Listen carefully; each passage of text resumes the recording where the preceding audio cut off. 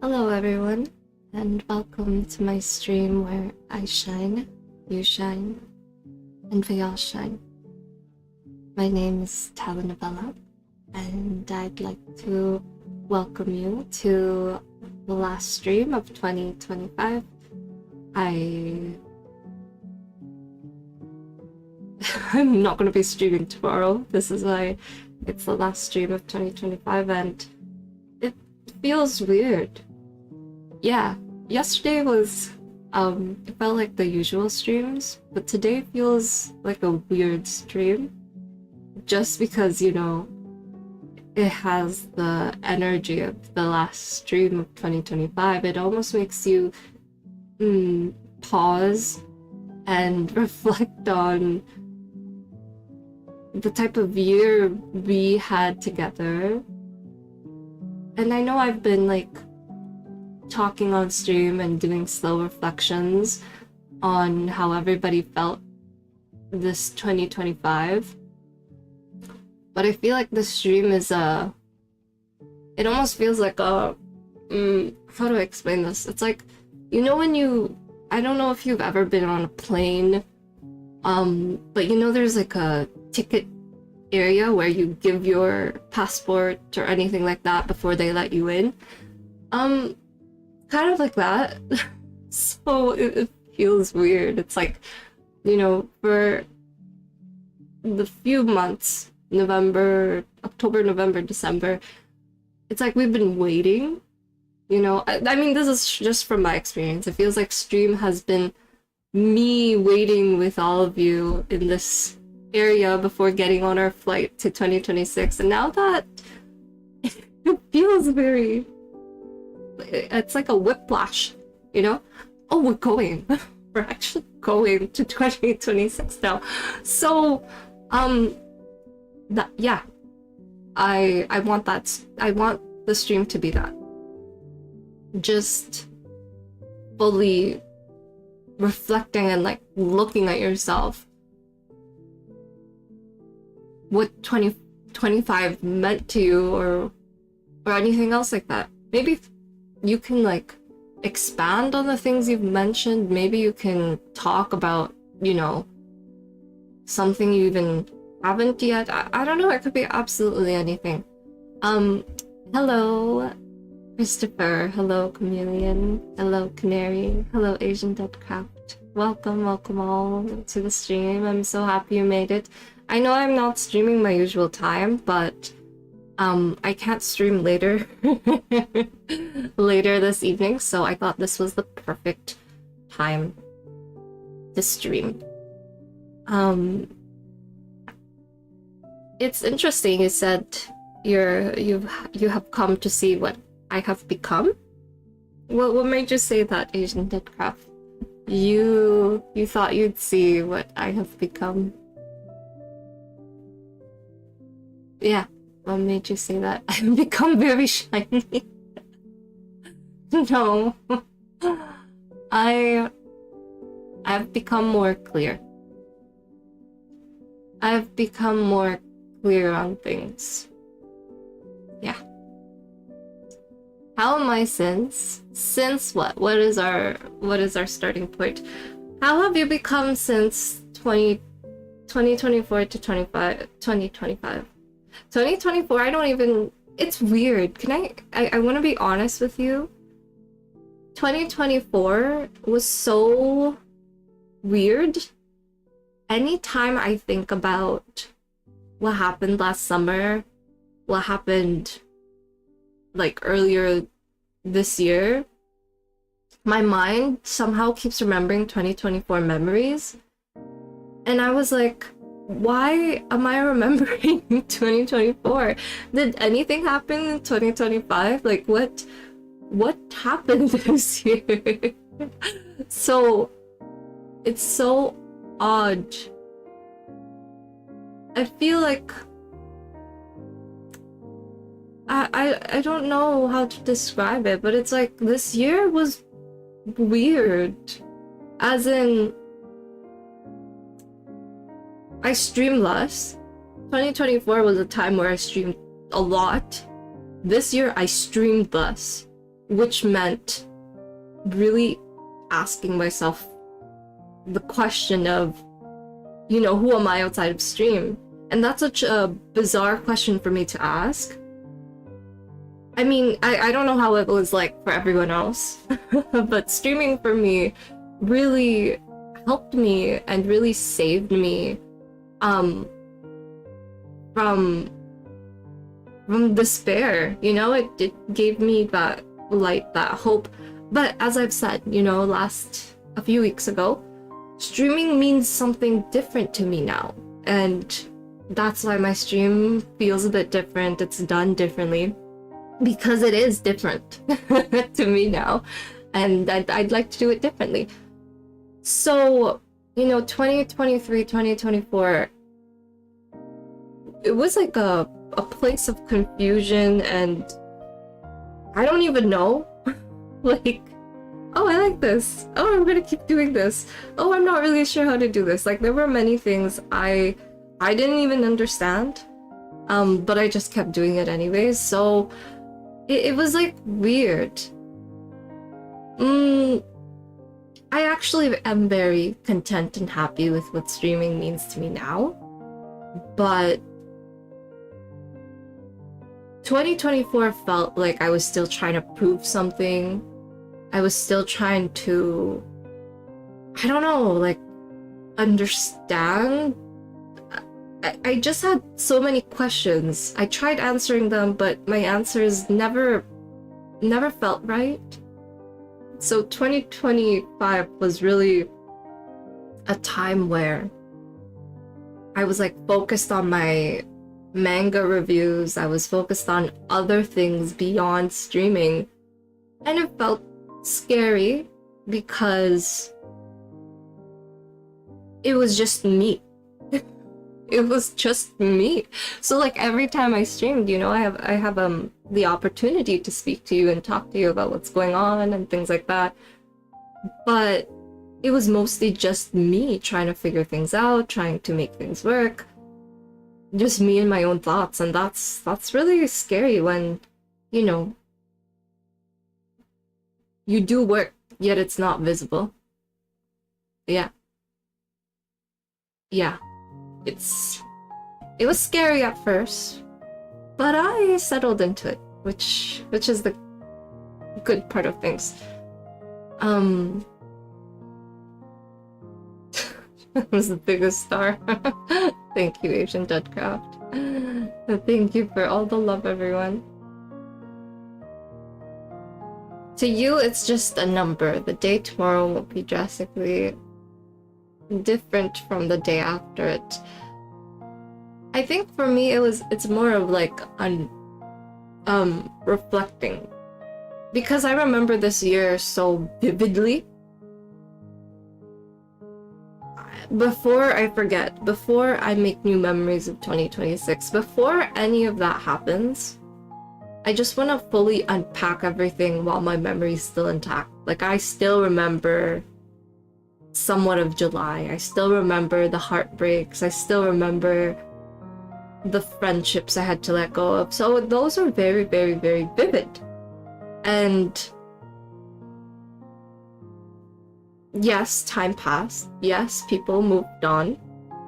But it's like, are there any parts of me that are still dealing with grief? Are there any parts of me that is still waiting for something? Like things like that. I want to brutally ask myself with and answer it with honesty. So that's what I mean by today. Shimmering, splendid, glittering, sparkling. You're so funny. I miss you too. What have you been up to? What have you been doing, Asian Deadcraft? I'm not alone with that. So, but it didn't start from a good place. Chameleon. When I said like streaming saved me from despair, it didn't start from a good place. Yeah. like, to be just brutally honest with things. I'm gonna turn on the light. I'll be right back.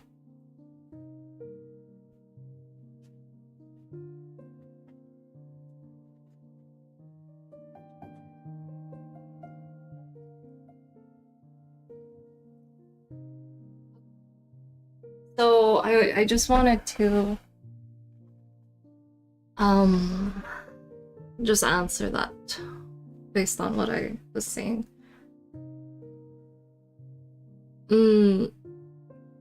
I think streaming for me had to eventually change.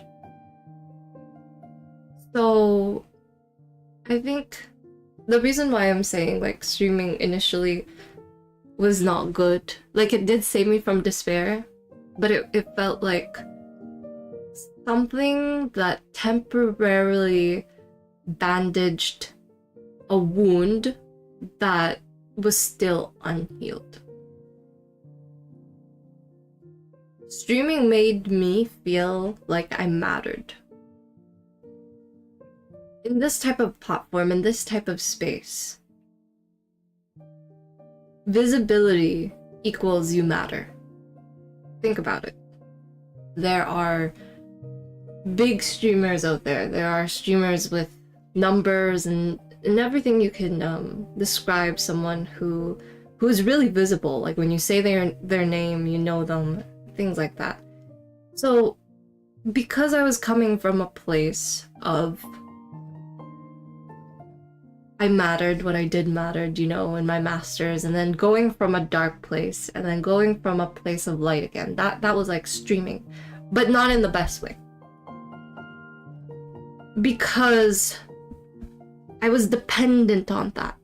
I was dependent on the people who were here, who I made connections with. It was almost like a lifeline for me. Now I know what I wanted to do. I know what I wanted to do with my reviews and things like that, but I didn't have confidence in it at all. I didn't know how to do it. I didn't know what to do with it. I just did it. And I was trial and erroring things, and I was changing so much, doing so much. I knew for a fact then, like back then, 2023, my reviews, I don't know if they mattered. But I knew I mattered when I streamed. And that's the unhealthy part of it. So that's why I'm saying, like, it did save me, but not in the best way. Because people are unpredictable. People lose interest over time. Sometimes you walk separate ways. Sometimes things change. And during that time, I was really, like, frustrated for a long time, even like this year. I think everything stopped until I fully changed my stream a few weeks ago, or just last week. I don't even know when I started changing my stream. Like, since this is our day 4 of doing the stream, just last week. So up until last week, that's what it felt like. It varied in different severities. It's like, oh, there's people here. Oh, I want to know if I matter. I want to know this. I want to know that. But that's the weirdest part out of all of it. I appreciate it and really remembered, you know, kind comments, kind messages when people say, oh, this really helped. Oh, this was really nice. This was that. This was that. But once again, it was like temporary. So the beginning of December was really painful because I finally had to like look at myself clearly.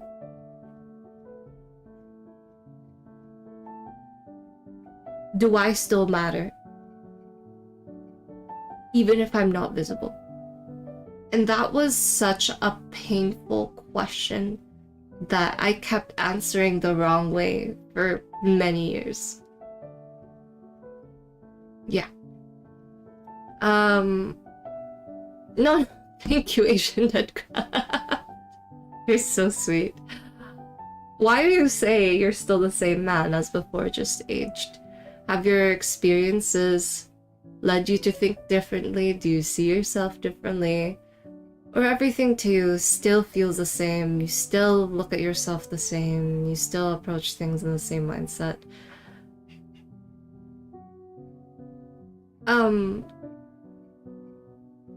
Yeah, things have changed.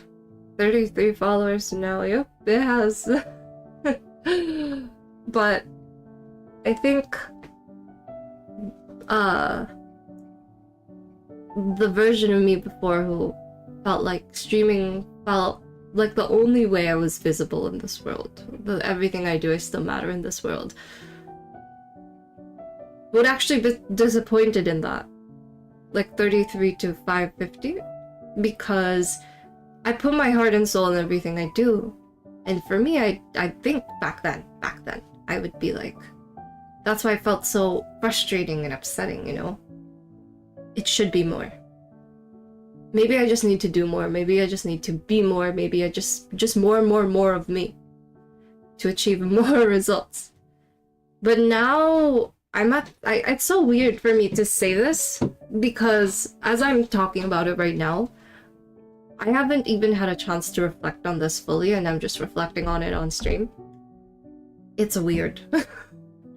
It's really weird. So I'd like to invite you. Of course, I'm talking about my own experiences. Of course, you know, this is the conversation we're having right now. But I'd also like to invite you. I've never really ran out of room in having you take up any type of space you want here. As long as there's space for everyone else too, for sure. But take up as much room as you want. Have you ever felt like this? I know it's hard to relate to because I'm talking about visibility streaming and we're kind of sitting in different places. Like I'm a streamer, I'm streaming, and you're the person who's watching this, so I'm talking about in a bigger picture of things. Like, not necessarily you're streaming, visibility, you leaving. No. I'm talking about the foundation of the experience. Have you ever done something that mattered to you, yet you felt like connections, you know, staying in touch with people, being in those places where you are seen, being in those places where people saw you? It could be like toxic friendships, it could be healthy friendships, it could be anything like those. Did you feel like you had to always be in those places to remember you had your own reflection? Do you feel like you had to be in those places to feel like you mattered? Does that make sense? It's like going back to friendships, whether healthy, whether toxic, whatever it is. It's like, I have to stay in touch with this person. I have to maintain my relationship with them. Otherwise, do I still matter? You know what I mean? I mean, I don't know how you think. Sorry, 1 second, I have to blow my nose.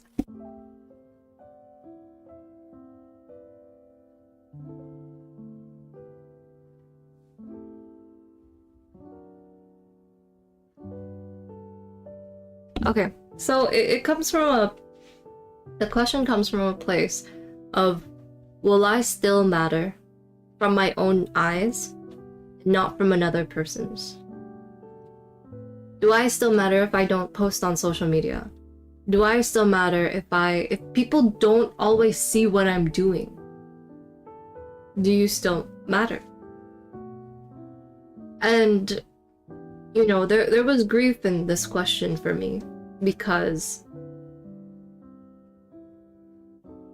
I'm no. Thank you for asking, Canary, but it's just fatigue. I'm just tired.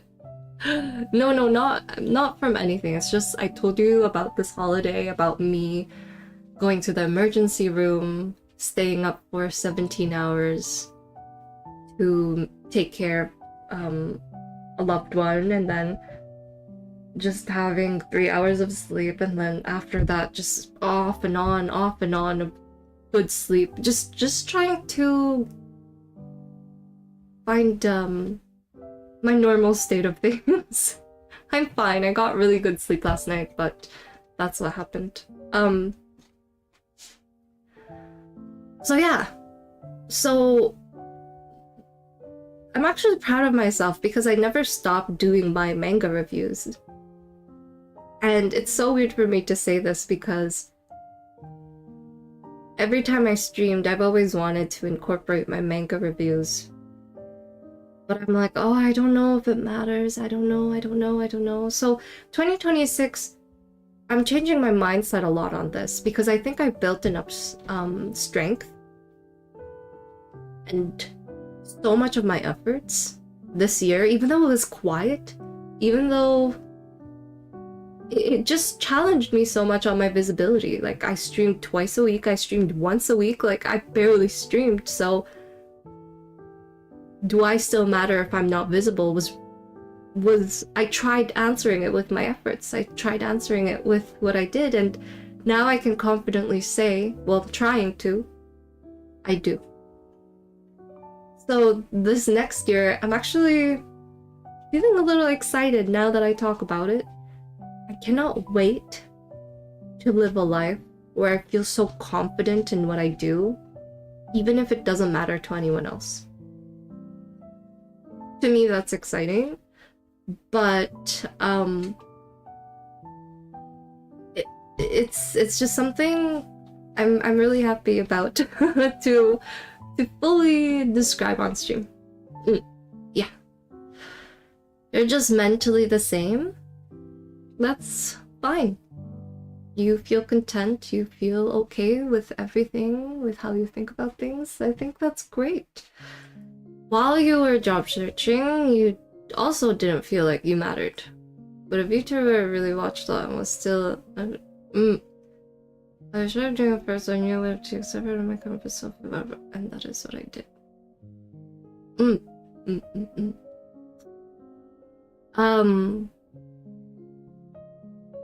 It gave you purpose, right?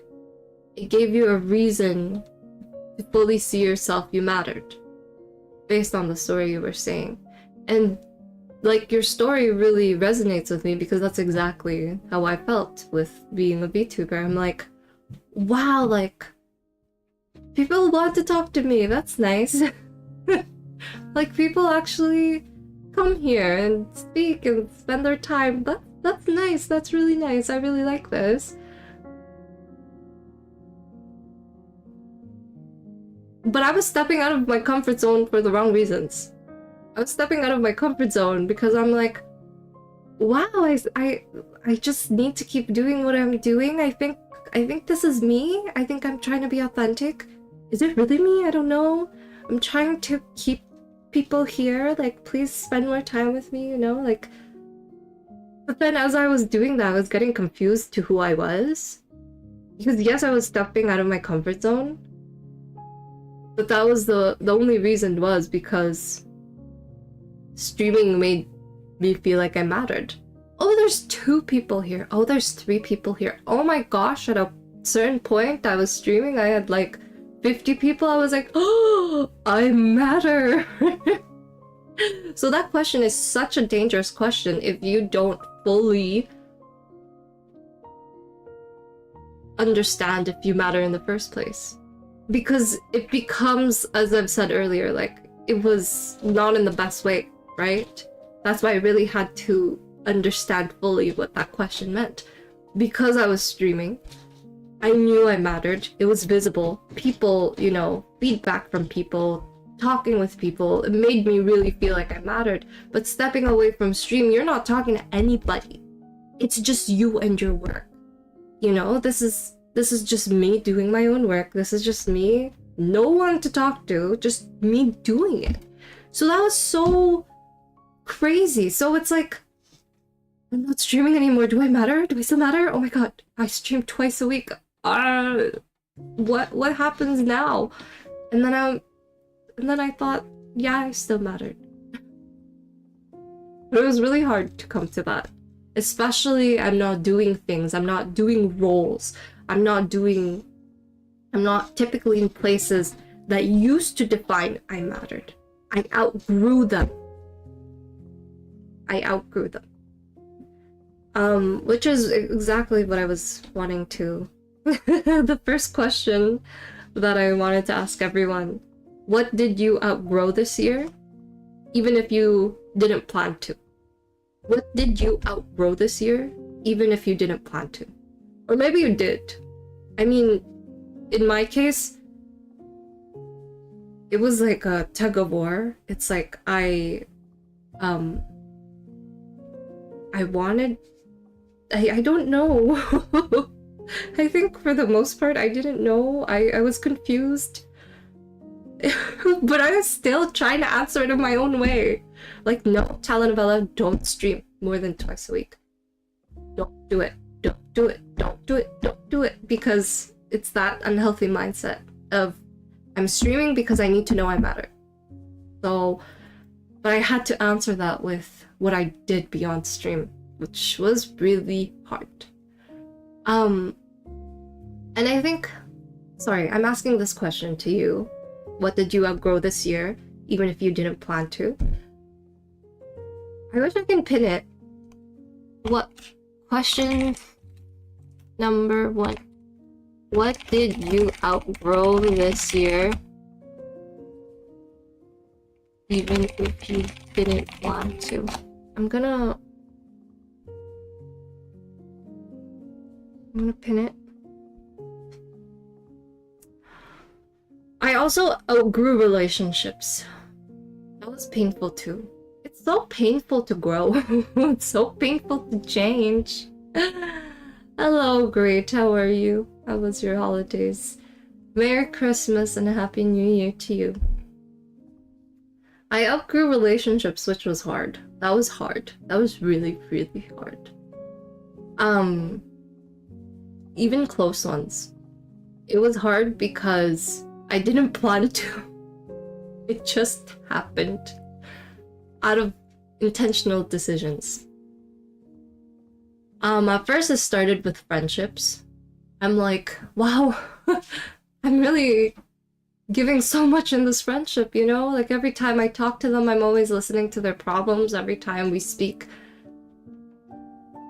like I talk about myself, but I take up so little space. Like I take up like 2% of this space and I allow it. I just let it happen because I get it. This person's carrying a lot.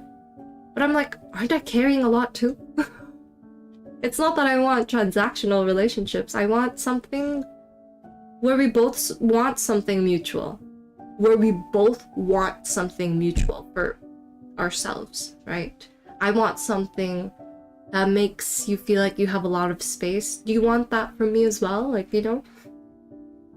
So it was really sad, very sad that in this year I outgrew them and I didn't want to. It felt like, you know the best way I could describe it? It felt like trying to shove a tree back into a potted plant type of space. It's like, no, go back in there. Stay in there. I don't want to. And I was so stubborn. It wasn't as easy as, I'm just gonna let go of this friendship. I'm just gonna let go of this interpersonal relationship. I really didn't want to. But, you know, in the most logical sense, you have to. But when feelings are involved, when emotions are involved, when history is involved, you're not gonna want to. You want to stay there for as long as you can. Maybe for some of you, sorry, my cat has an eye booger. Just gonna remove it. For some of you, this sounds easy. Maybe you haven't dealt with it this year, but I dealt with a lot of it this year. It was so hard. And I felt like every relationship that wasn't very mutual, that felt more like, let me take, even if it crossed your boundaries, even if I disrespected you, I am just gonna take, okay? And if you react or make a boundary in any way, you're the wrong one. I was trying to endure so hard this year. So hard. And I try to approach it in every angle I can. Maybe if I understand them more. Because I can see people clearly. Because I can do readings. Because I can do this. Maybe if I just know there's, you know, like I understand their history. I understand their story. Let me just try to understand them a little more. And then I can make peace with this. But that was so tiring. I had to understand so many people. It's not a list, it's a freaking textbook. It's like, what's wrong with this person? Why do they gaslight me? What's wrong with this person? Why do they keep trying to cross my boundaries even though I made it clear? It was like so crazy. Because I know everyone's human. And I want to have the best intentions of people. And I know people can change. But sometimes they will choose not to. Not because you're not a great person, but because that's where they are in life, you know? That's their own limitations. You see their potential. Maybe you even loved it. Maybe you even treated it the best way you could. That they just weren't ready to meet you.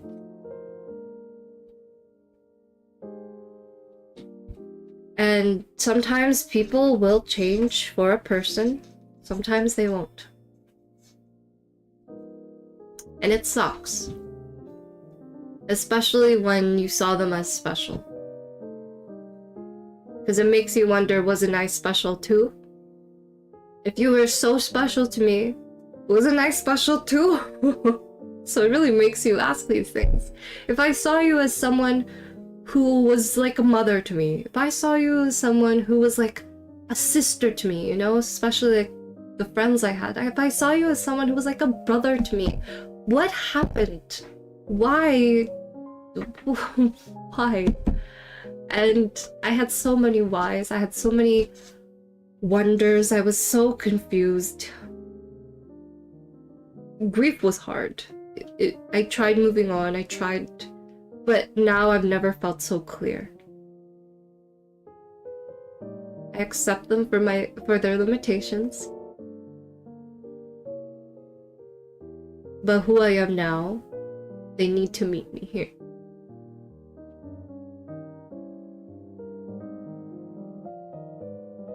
And I couldn't say this before, but I'm saying this now.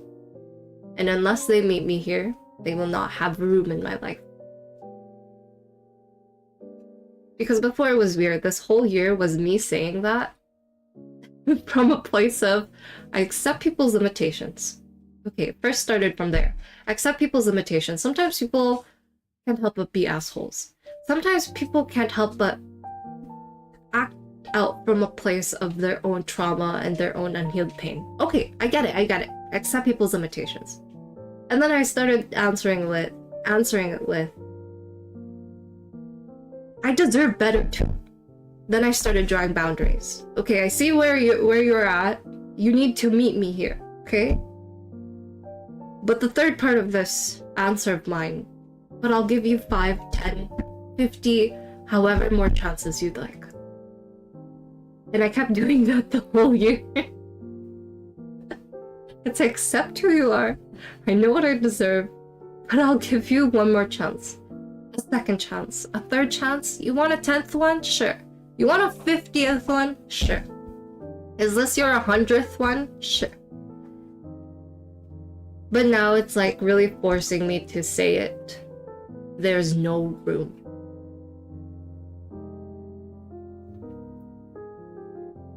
So lonely, it's so hard, it's so difficult, it's so painful. There's like a feeling of guilt in it too, especially when someone means a lot to you. Sometimes history is involved, sometimes you really let that person come close to your heart. Like it could be a friend, it could be a family member, it could be anyone like that. Like when you really let someone close to your heart and then transition to thinking this way, it's hella painful. But in my opinion, it's so necessary. Okay. Excuse me.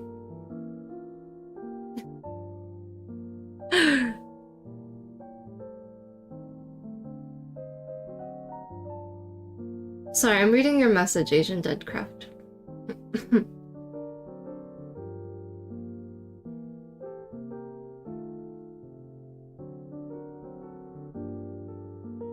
Thank you for that, Asian Deadcraft. Yeah, thank you for that.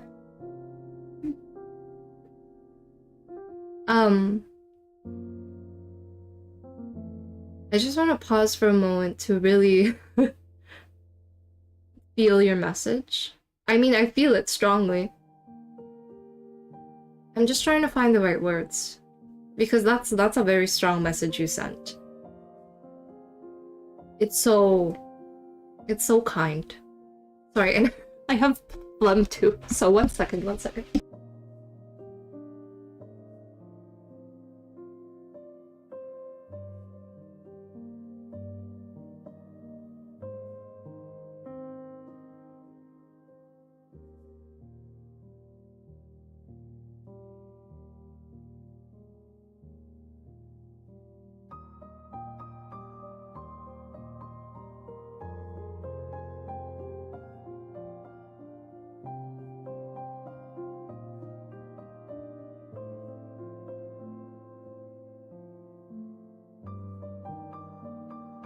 Okay, I'm back. I am very taken aback, Asian Deadcraft, for what you said. Because you saved me too. Yeah, you saved me too. So the fact that you're thanking me now is also like, I'm trying to find the right words, because you saved me too. I was feeling very afraid and scared when I first started streaming, and I didn't really know what to do, how to be, like, you know, like, I wanted to be whole, like all of me, in a place I didn't really understand or was very unfamiliar with. It's like taking you to an art class. You don't know anyone there. You don't know art. Like, let's say you don't know art. Or just, I take you to a freaking skydiving class. You don't know skydiving. You don't know people there. It's so unfamiliar. It's scary. You don't know if it's safe. You don't know if it's safe to be who you are. You don't know if it's emotionally safe. So, sorry, one second. So, for me, streaming was like that initially. I don't know. I don't know. I had so many questions. And then you came, Asian Deadcraft. You came. And it brought me so much happiness. Because someone was willing to stay. But this was a very unhealthy mindset. It was like, oh my god, I matter. But no, it was so lovely to have those questions with you. And conversations with you where we talked about everything and anything. I stumbled. I was shy. I was nervous. But it was so beautiful to share those moments with you, where it was you and me together at that moment. And thank you. Just like how you felt with feeling alone at that time and how difficult it was, I share those feelings as well. Shared back then, shared those feelings as well. When you said no one, you know, no friends, no one you could be without getting hated eyes, I also relate to that, because I felt like I don't know who I am anymore at that point when I started. But let's try to remember who I am anyways. It was coming from that place. I don't know who I am. I think I do. I've been trying so hard of working towards of who I should be. Let's try to remember. Which is why I stumbled. It's like baby steps. It's like trying to remember who you were, who you are now, you know? It's trying to integrate the past and the present and trying to figure out what type of future you want to build with that information. It's so confusing, and that's the state you found me in. But it's so beautiful for you to describe it as a comfortable place and relaxed place, because I didn't feel enough during that time. I didn't. And for the longest time, until 2 weeks ago, where I was like, okay, I have a clear understanding. I get it now. You know, it took a lot of time, but I get it now. That's not to say I'll never feel that way. It's just I have a stronger understanding than ever before. So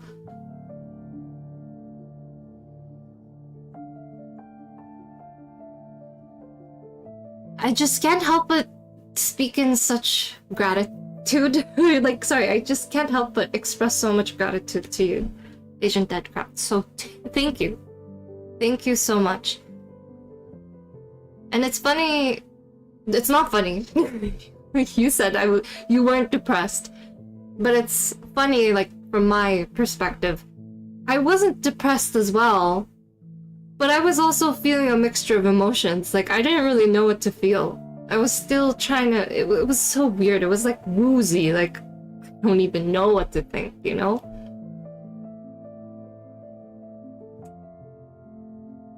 So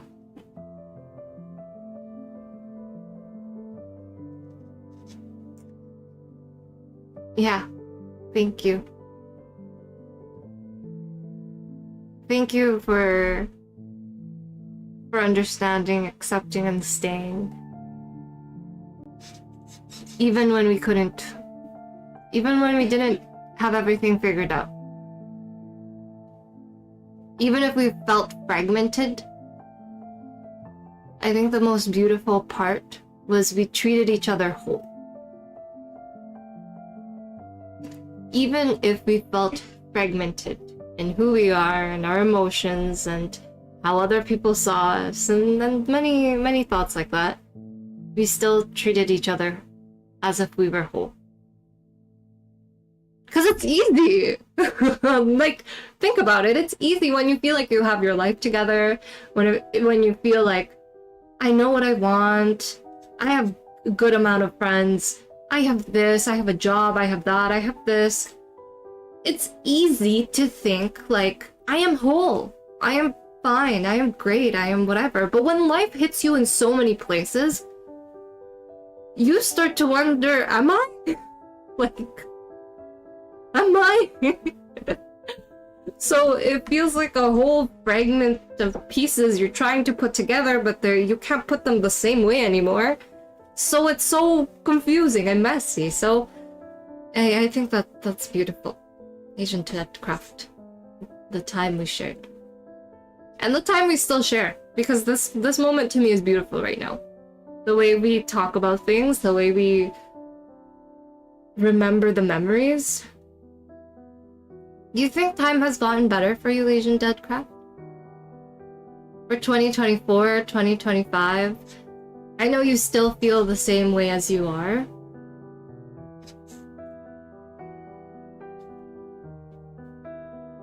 But I feel like you've changed. I don't know, it's something about the way you speak today. Oh, sorry, I didn't even see your message. I'm gonna tell you something I never told you, and then you said that.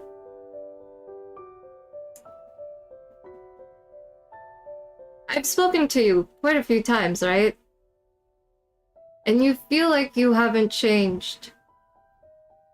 But I feel like you have. And I don't mean that in the bad way. I mean it in the best way. For both you and for me.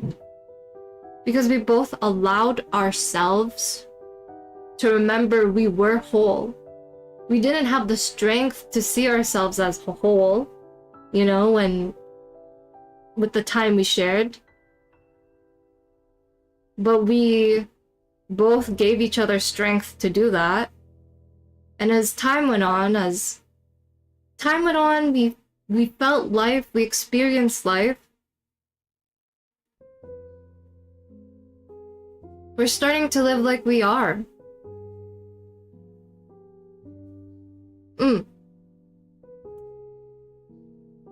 Take up as much room. Can I take the place of the couch behind? It looks comfy. Unfortunately, that's for decoration.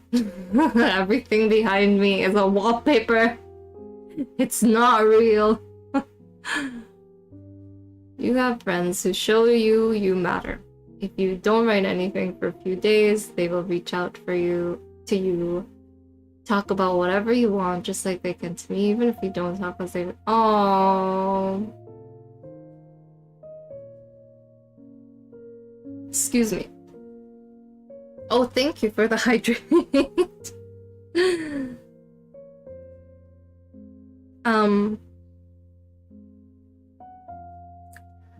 Sorry, let me just hydrate. I love how I'm like, thank you for the hydrate, as I, not hydrate. Hello, Shira. How are you? How's life treating you? Are you doing well? What did you outgrow this year, even if you didn't plan to? Is for those of you who are coming in or who just arrived, if I didn't greet you, that's the question we're talking about right now. So yeah, I'm glad you have a supportive network of friends, Chameleon, that really make you feel loved and cared for. And it's beautiful because even if you are not visibly there all the time, they still and continue to make you feel like you matter. It makes you feel so loved, right? It's like, I don't need to constantly be useful. I don't need to constantly show support for anyone to support me. Because they still do regardless. I've been speaking for more than an hour now. Yeah, I guess I have. I didn't know time has passed by. Shira, thank you for being so thoughtful. You outgrew your clothes. You know what, Shira? It's so funny you mentioned that because my style is changing.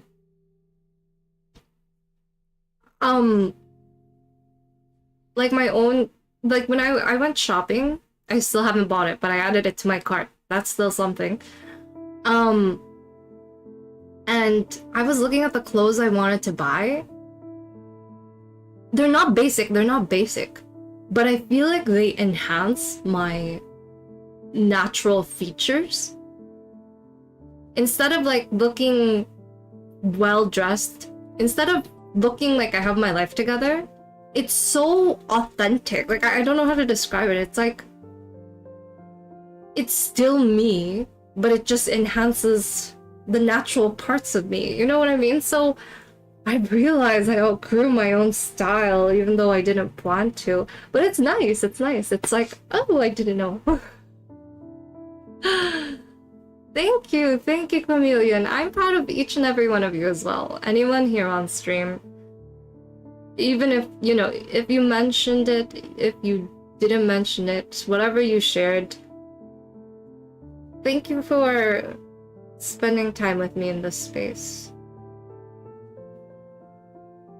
Share whatever you want. Share whatever you feel comfortable with. And for those who have, thank you for being so vulnerable and honest with me. And I'm so happy I was able to give you that space to do so. And thank you for giving me that space to do so as well. What you outgrew, it's not just this year. Chameleon, we're just, everyone's on the same wavelength today.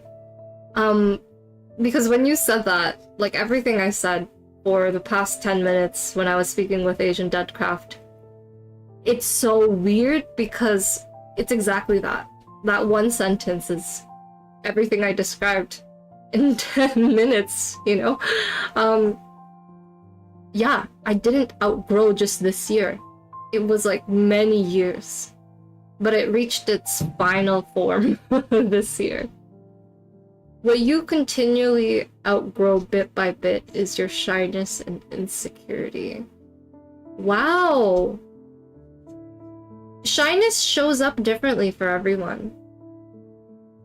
And I'm happy that you're taking those steps. But Chameleon, I still remember, you said partly due to work, partly because you want to change that about yourself. You went to, you were speaking to your coworkers at work. Like, those are big steps. And you did it with effort over time, gradually. It added up, right? So honestly, for anyone who has, plans for 2026, you want to do things differently. You want to live a life that's yours.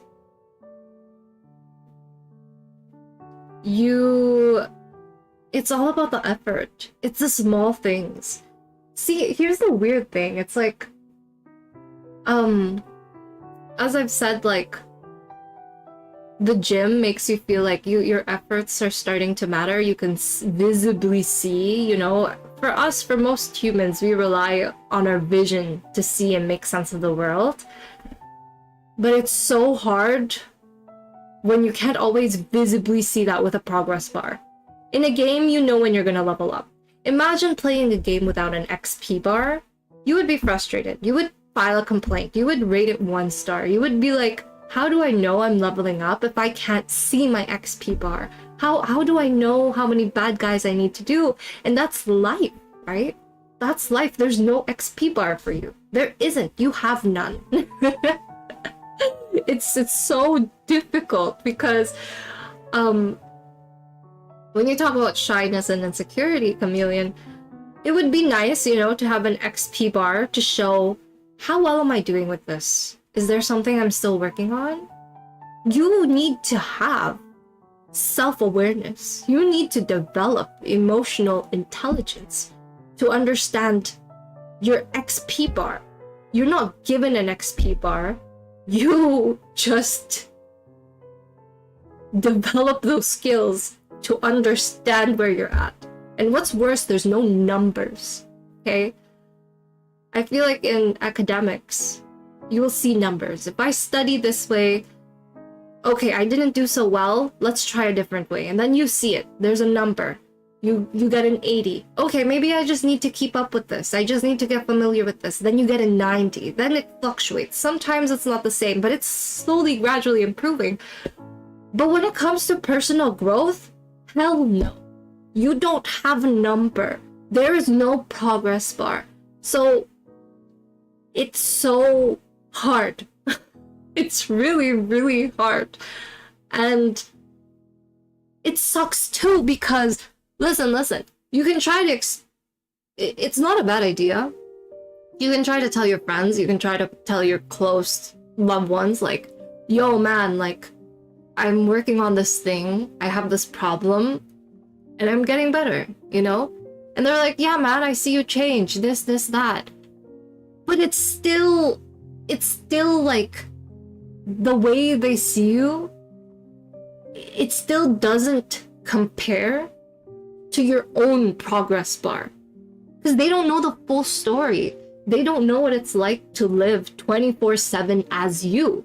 They only know the stories you've shared and what you feel comfortably sharing, right? So that progress bar is so difficult because it's yours.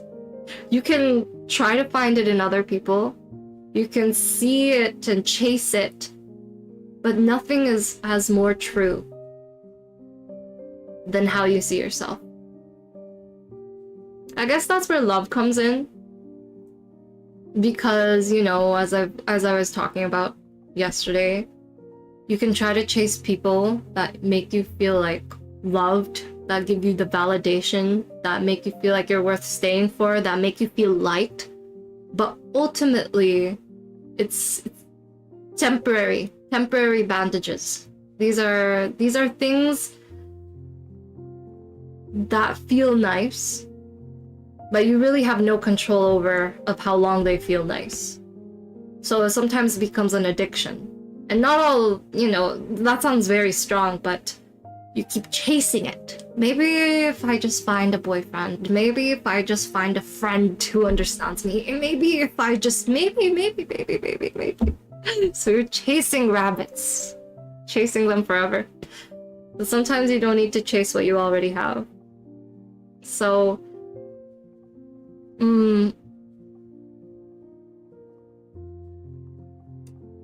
to be honest, when you said you want to change that about yourself,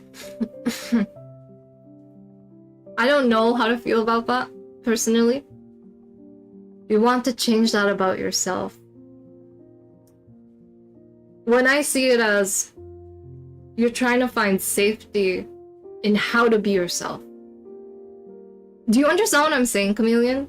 It's like, no, if that's how you see it, that's how you see it. Like, you want to change that part of yourself, the whole shyness and insecurity part. But isn't that just the part of yourself that's learned?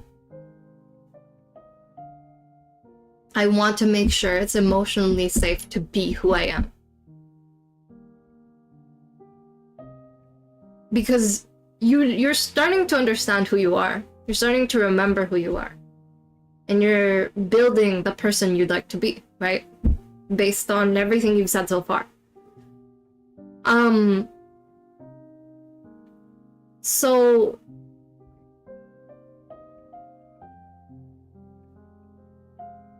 isn't it more like,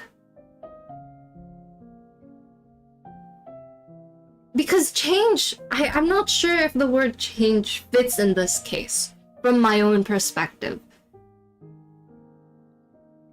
Because isn't that, I'm coming from a place of understanding who you are, not immediately taking the step of changing that. Maybe you understand yourself fully who you are, but shyness makes the most sense when you've learned too many places in your life, has made no room to be who you are, to safely be who you are. Sometimes it comes with scrutiny, sometimes it comes with bullying, sometimes it comes with being dismissed. It hurts. You learn, people grow, and they learn.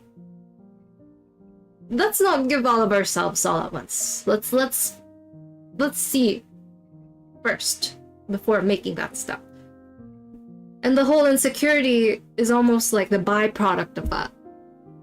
Because this is what I learned. This insecurity came afterwards. But isn't it more about realization? Realization and understanding. I understand this is what I need to be, to feel comfortable with who I am, slowly, gradually. But there was never anything wrong with me, is what I'm trying to say. Because change is like, there is something wrong with me, so let's do it differently. But it's more like realizing there was never anything wrong with me to begin with, even if people treated me that way. So let me live my life as if every version of me has room to stay. Like that. Is the best way I can explain it. How is that? You did nothing but watching me. No, I disagree. From a logical point of view, you did that. But there's time. There's effort, Asian Deadcraft. You could have been someone I never spoke to my whole life, and you could just be watching the stream, which there's nothing wrong with that. But you allowed me to get to know you. You gave me the opportunity to have those conversations, and that's huge. And it's hard, because when you have conversations with people that are ready to misunderstand you, that are ready to play devil's advocate, that are ready to make you feel so little about yourself, it's hard to have conversations again. It's hard to feel that safety again. So for you to actually engage with me, come consistently at that time period, whenever you can, that's huge. Time is the one of the greatest gifts you can give someone because everyone has limited time. I'm sorry, that sounds very severe, but it is life. Unless you're immortal. But it is life. We don't know how much time we have left. So to give that time in the places that matter, in the places that give you joy or whatever, it just matters to you, is one of the greatest gifts you can do. So with that being said, thank you again for those of you who are here and spending time with me. It's such a beautiful gift. Sorry, give me 1 second.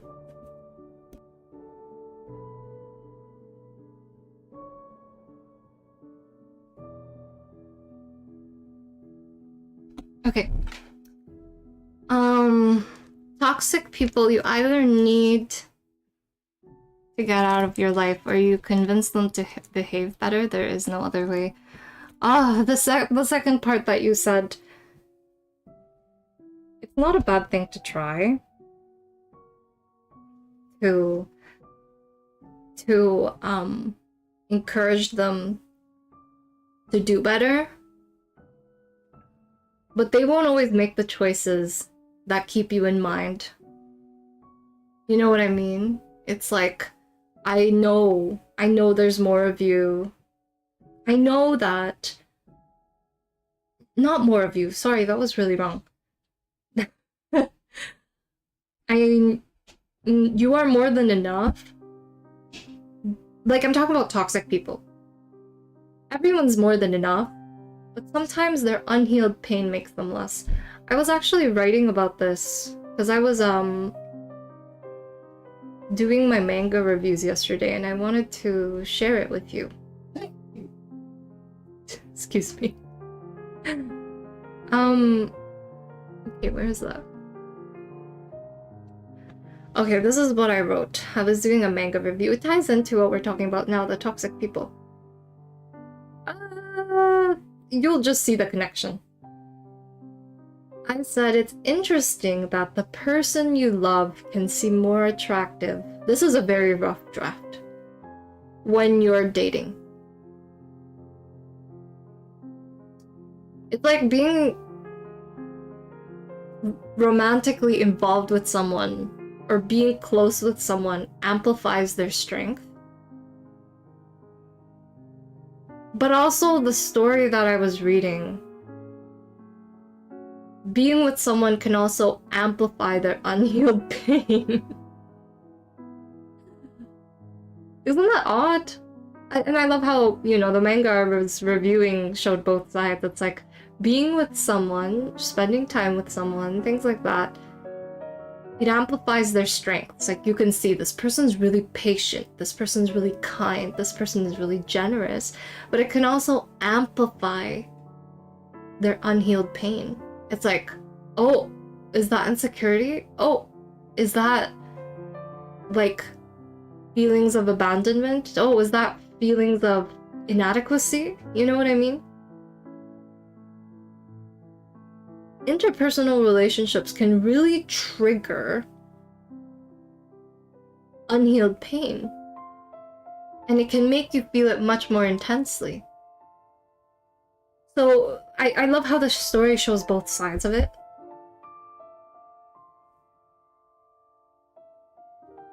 Some relationships can really amplify unhealed pain and amplify their strengths. And that unhealed pain can really affect you and sometimes hurt you. Back to toxic people, right? Sometimes it triggers the strength and grounded parts of you. Isn't that odd? Toxic people and like hurtful relationships, it can hurt you, and sometimes it can trigger the strength and grounded parts of you.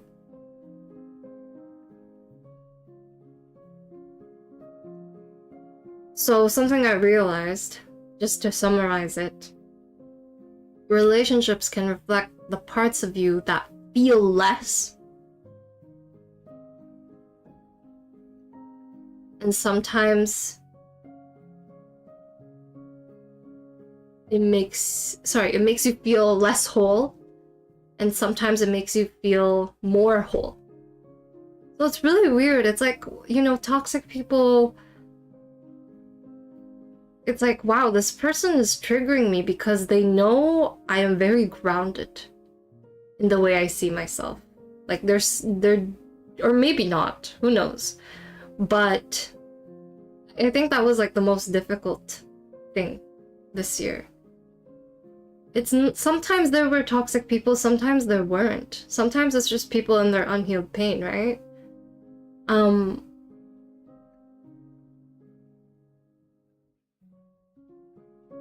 it's easy to see them as like, oh, since they have unhealed pain, it's kind of like an object. Let's talk about an object for a second. Cup, okay?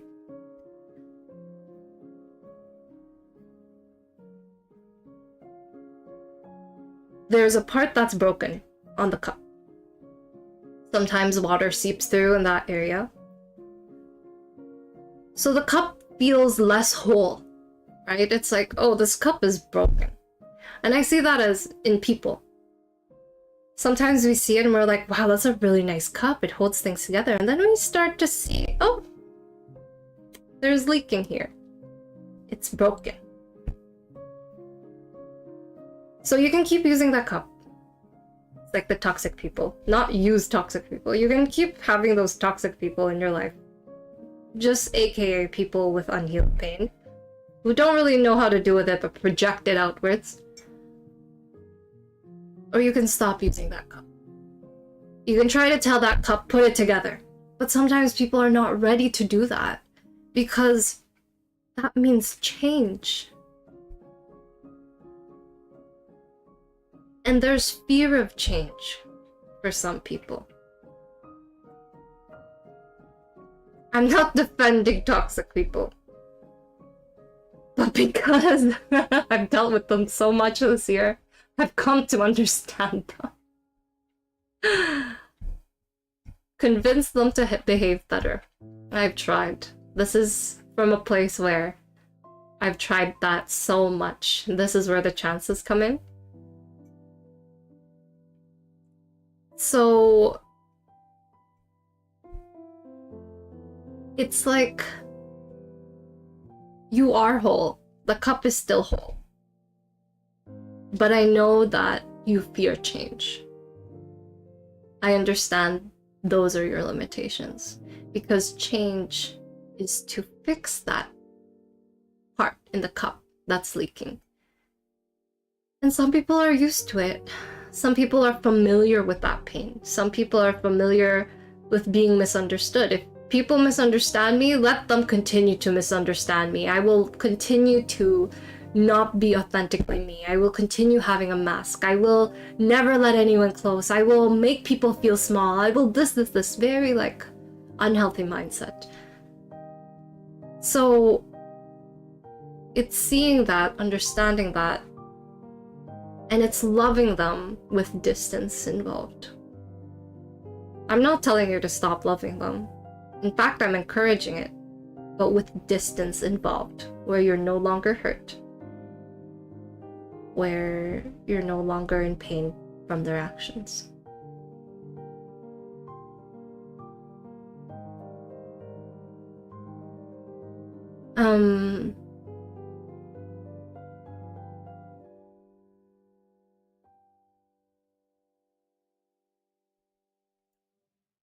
What do you mean?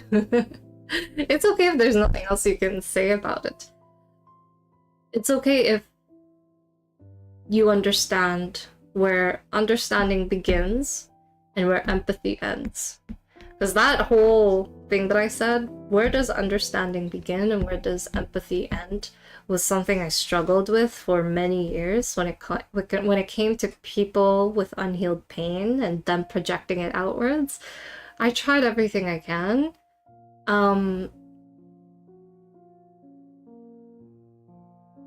But sometimes the people are just really not ready to take that. And I don't want anyone to change for me. Isn't that the most bizarre thing? It's like, I understand.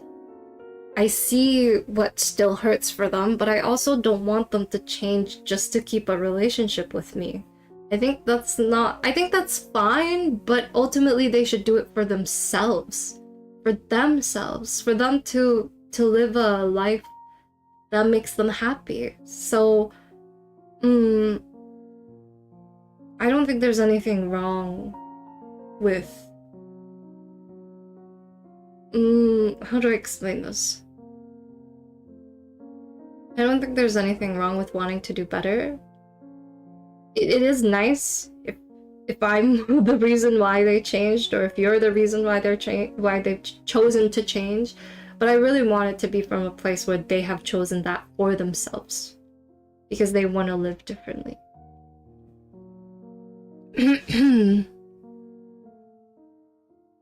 Nostalgia, yeah, that's the perfect word to describe today, Asian Deadcraft. You don't see the world as your enemy. That's nice.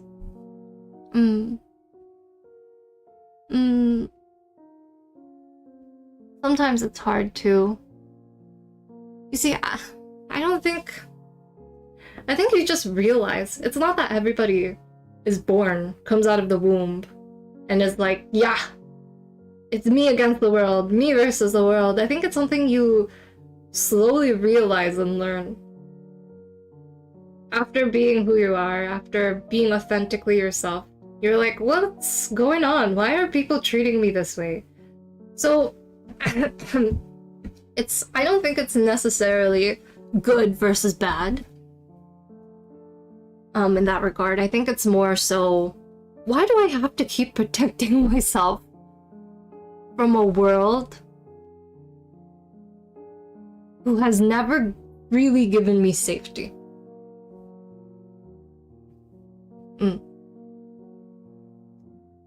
So it's like that whole mindset of seeing the world as an enemy. It's like, of course, it's normal for anyone to feel that way when you feel like you always have to prepare and brace yourself for the next pain, for the next hurt, for the next way people look at you with hatred or any negative thing. It's like, of course it's normal for you to respond that way. I have to get ready. I need to have armor. I need to protect myself. The world hasn't protected me. So of course you're gonna protect yourself in the best way you can. And sometimes that feels like, I'm only gonna show this part of me. I'm gonna stop giving my heart so much, you know? I'm not gonna be vulnerable anymore. So it's so normal for you to feel that way.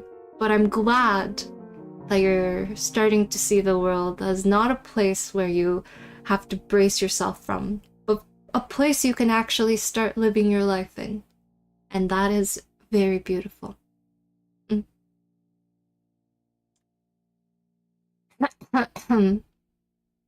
I know time flew by really fast.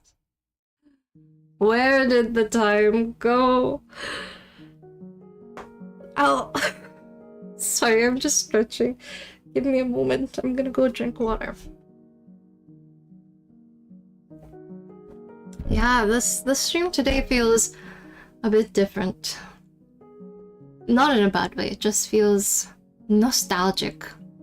Asian Deadcraft was right on the mark. Nostalgia.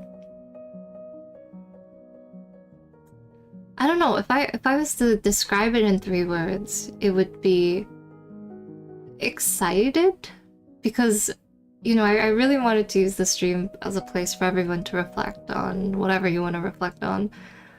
And I feel excited, which is something I didn't expect from the stream. Because seeing of how much I have changed, seeing how much of I see things differently, it's like, oh, I didn't realize. I didn't realize I had these stats, you know? It's like the whole thing with the whole progress bar. You can't, no one's gonna hand it to you, no one's gonna give it to you.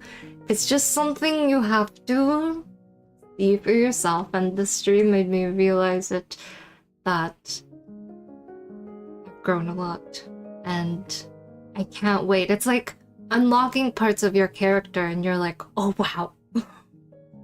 I wonder what it's like to go on an adventure, to live life with who I am now, seeing myself so clearly. So, excitement. Nostalgia was the second word. The third word. Closure. I think that's the third word to describe how I feel about today's stream. Closure. Lots of closure.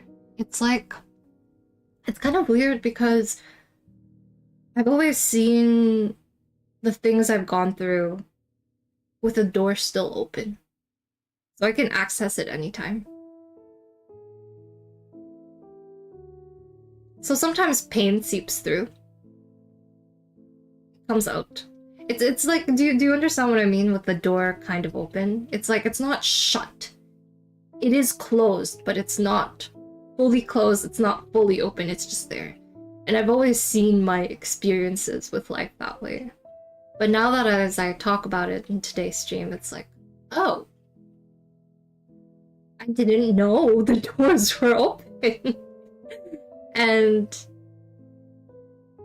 as I navigate through our conversations and make our way through the, you know, different types of conversations we've had in today's stream, it feels like shutting those doors. It's like you don't have to have the door barely open just to have access from it.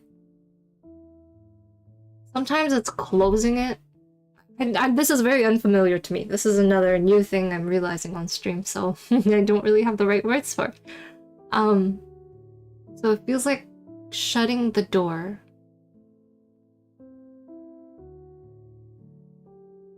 And speaking about it from a place of peace. Not always the pain you've experienced from it. Does that make sense? It's like, you don't always have to remember what happened to you in the past from pain. It's like giving that pain a rest. It's like, you can rest now. I've become much stronger. And it's so hard to carry pain all the time that I don't want to carry anymore. So you can rest now, because I'm ready to move forward. Kind of like that.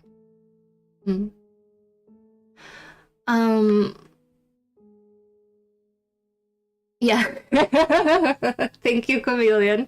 Thank you, Chameleon, for such a beautiful and wonderful response and perspective on things. It's really, really sweet for you to say that. You will get one that is thought through and probably giving you perspective on things. Yes, yes, yes. For those of you who are patiently waiting for me to get to your message, I want to answer every message with thoughtfulness. I feel like every message deserves that. So, let me take my time. Nice guy, hello. I am doing well. I'm so happy today. How are you? The shiniest. How are you? How are you? We were talking about today's stream, and one of the questions that I asked is, what did you outgrow this year, even if you didn't plan to? So for those of you who are just arriving or still trying to figure that question out, I invite you to... Sorry, 1 second, cat break. I invite you to reflect on that question on your own, and if it's something you'd like to share with everyone else, then please do so. But yeah, or just... so much nostalgia. Last stream of 2025. I should...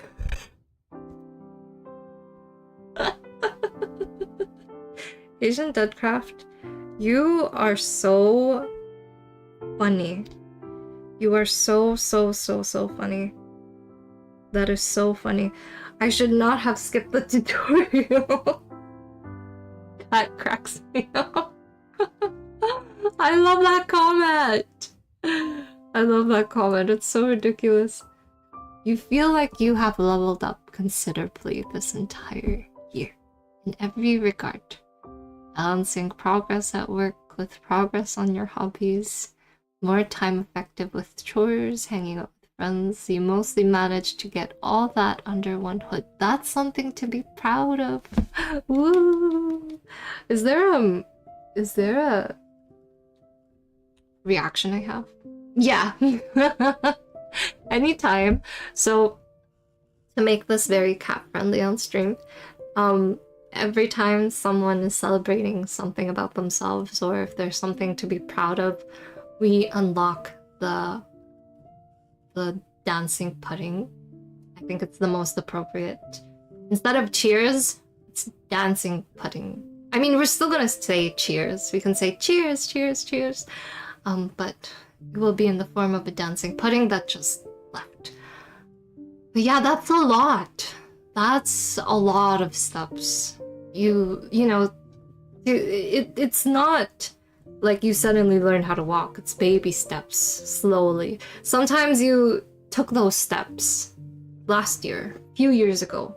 Like what you said earlier, Chameleon. It feels like it's not that just this year where you felt change happening. But it's really beautiful to hear you talk about so many things you've realized you're doing differently to live a more authentic version of a life you deserve. It's really nice. Yeah. And I love that for you. Does anyone have any ambitious goals you'd like to do for next year? Without any limits attached. No limits attached. It could be absolutely, in other people's perspectives, ridiculous, but if you had no limits to what you could ambitiously achieve for next year, it could be personal growth, it could be something else, it could be anything. What would you like to do? You're mortal as long as you're not bled. That's important. As long as you're alive, there's hope. Ah, thank you, Asian Deadcraft. You're a blessing. Thank you, thank you, thank you for such kind words. I'm so sorry, Clanker upstairs, that I'm responding to your message now. I really appreciate you for waiting so patiently. How are you doing? How are your holidays? Have you been reflecting on 2025? How was 2025 for you? Random guy has joined the chat. Yes, random nice guy.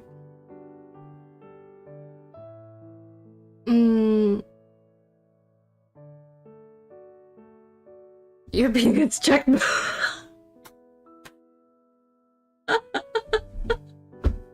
Nice guy.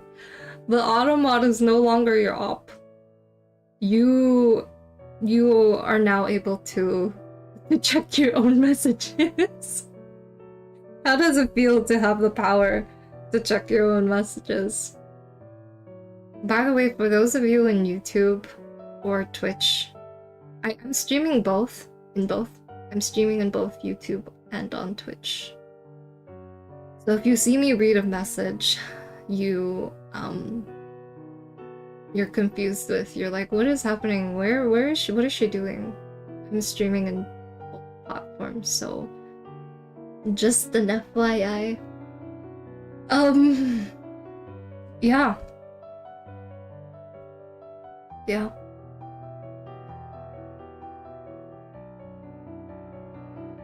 Nice guy. Nice guy. I don't know, nice guy. How long have we known each other? Me and nice guy have known each other, I feel like, for a long time now. Oh yeah, 2023. Feels like such a long time we've known each other, nice guy. So many memories.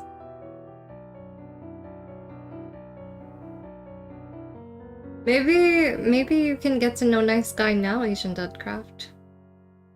If you don't remember nice guy from before, maybe you can make memories now in the present. You have grown tremendously. You think you emotionally have grown and learned better how to deal with things of the heart, people close to you, and how you have matured to understand yourself better too. It feels like everyone has. Okay, cheers, cheers, cheers to that. I'm so happy. It brings me so much joy to see everyone share their stories. Like seeing people talk about their own growth and the way people share. It's so beautiful. It's so nice. Yeah. Because I've seen it all. Meaning, like, I am very fortunate that some of you have allowed me to see those parts when things weren't so great, you know? This year, there were times I remember where some of you are like, yeah, it's not been great. It's not been good. Yeah, these are the situations I'm dealing with. It's not so good. It's not so great. But now that this year is coming to a close, it's so bittersweet. I find it bittersweet. I find it bittersweet to hear everyone talk about it in such a bittersweet way. It wasn't always great. There were some good moments, but now that you're all reflecting back on it, it's so nice to see all of you see yourselves with so much love and kindness and compassion. It's not from a place of bitterness, like, oh, I should have known, this. No, there's like compassion in there, like, I've grown, things have changed, and you still love yourself for it.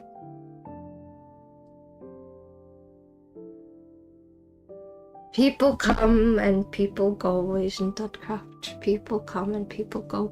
No, I think it's, I don't know, maybe it's just you have not been able to cross paths. You and nice guy have not been able to cross paths at the time you were here and at the time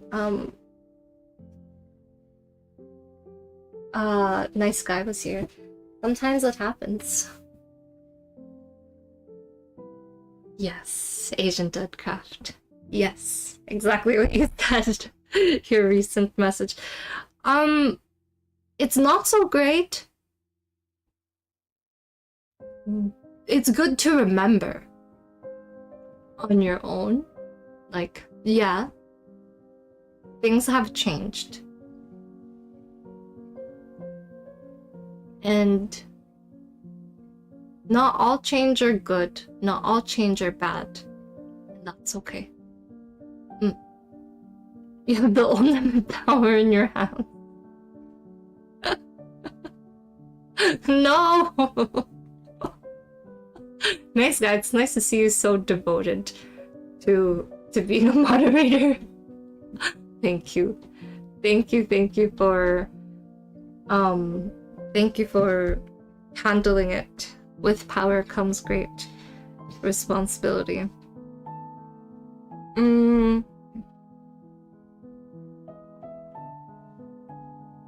So yeah,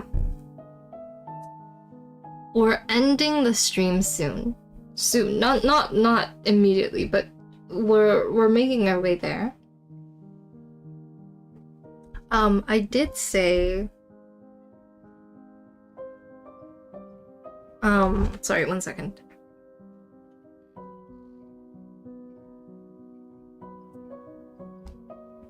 I did say earlier 2026. Plan ambitiously prepare ambitiously, what would it look like for you? What would you... Okay, I should just write this down. What would you give yourself permission to want if you stopped filtering it through guilt or fear? If you stopped filtering it through guilt or fear. Question number 2. But I'm gonna take like a 1-minute break to get a snack before we move on to the next question. Also, a chameleon said something earlier I don't think I responded to, so just give me 1 second. Oh yes, you know where your shyness comes from?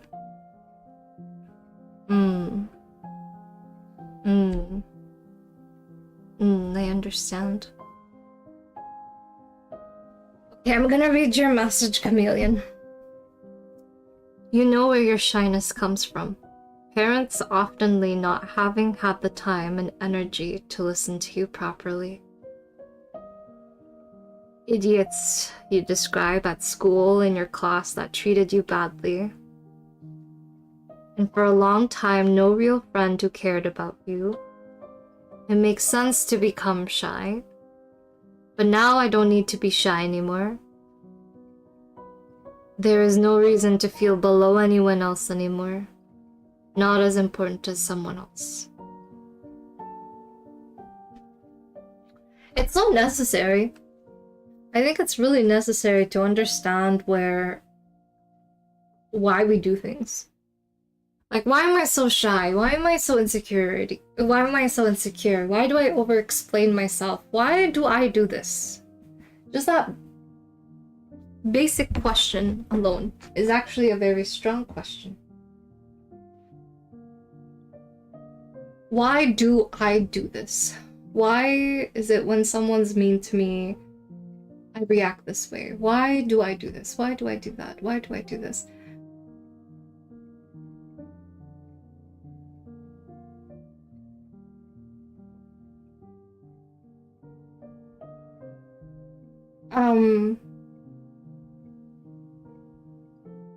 Because by doing that, aren't you understanding and practicing compassion towards yourself? By doing that, aren't you practicing compassion and understanding to yourself? Because sometimes people see the parts of them in pain or that are hurt as a flaw. It's something that needs to be fixed. It's something that needs to be changed. It's something, you know what I mean? Which is why I always promote the whole idea of, before you do that, before you take those steps, let's give it love.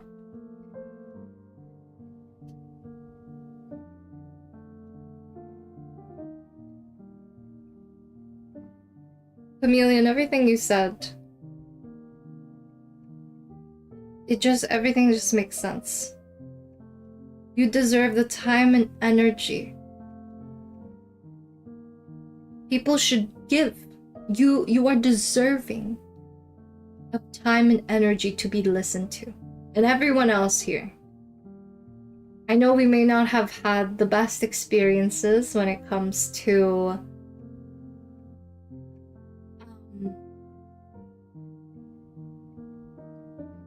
conversations. Not everyone is ready to listen to you. Not everyone is ready to understand you. And sometimes they are ready to make you feel bad about yourself. Sometimes people are ready to judge you, ready to misunderstand you, make you feel gaslighted and how well you know yourself. But you deserve that. You've always deserved that, Chameleon. And from your experiences, it feels like you eventually learned maybe, or realized maybe I'm not. You know, there was this really interesting realization I had a few days ago. It was, what if it's not undoing things? What if you add onto things? Now this is wild. I don't have all the answers to the questions of the universe, but I was thinking about it. It's like, you know how people are like, I want to undo the way I'm so negative to myself. I want to undo this. I want to undo. What if you add? What if it's not subtract? What if it's add? If you want to subtract, go ahead. I'm not withholding anything from you. But what if you add? What if you add? Is it because it creates too much tension and conflict? Unless you subtract it? I don't know. I absolutely don't know. But you'll believe one eventually. Wait. I'm trying to understand something that I have no understanding of. So let's say you believe that you're unworthy of being hurt. You start to believe you don't matter, okay?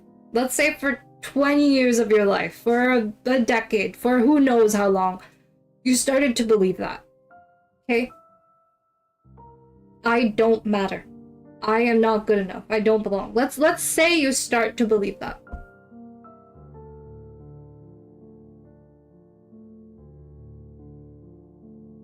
When your experiences and the way life has treated you, it almost feels like a betrayal.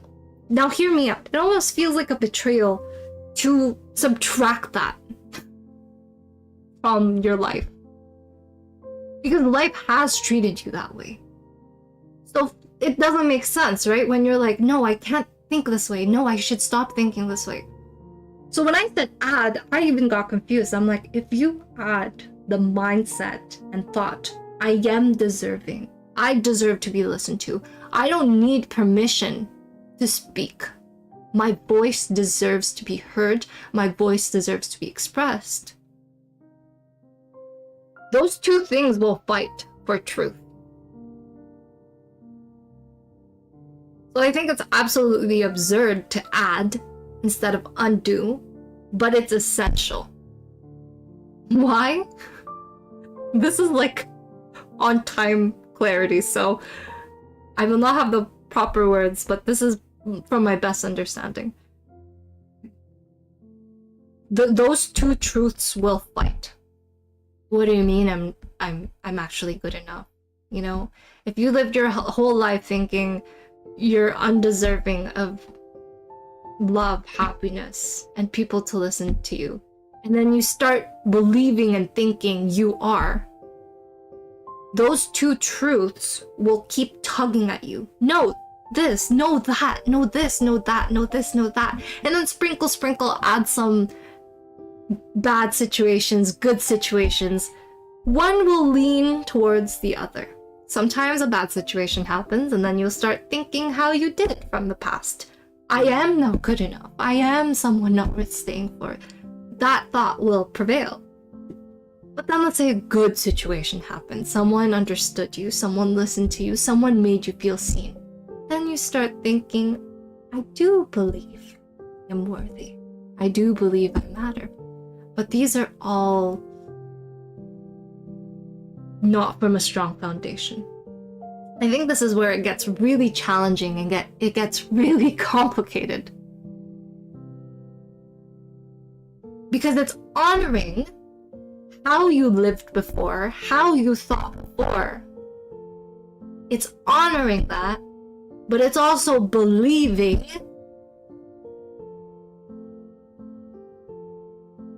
that not everything, not the way you always thought about things, is the answer of how you will live your life from now on. Does that make sense? Yes, those strategies and those thinking made you make sense of things you didn't understand before. But should you always make sense of it forever? Is that what you'd want? I mean, your answer is yours. It's not me to tell you what's right or wrong. What's right for me may be wrong for you, and what's wrong for you may be right for me. It's just everyone's different. But it really makes you question, like,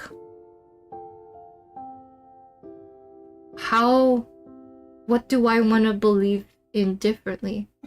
And how will my life look like when I stop answering it with survival,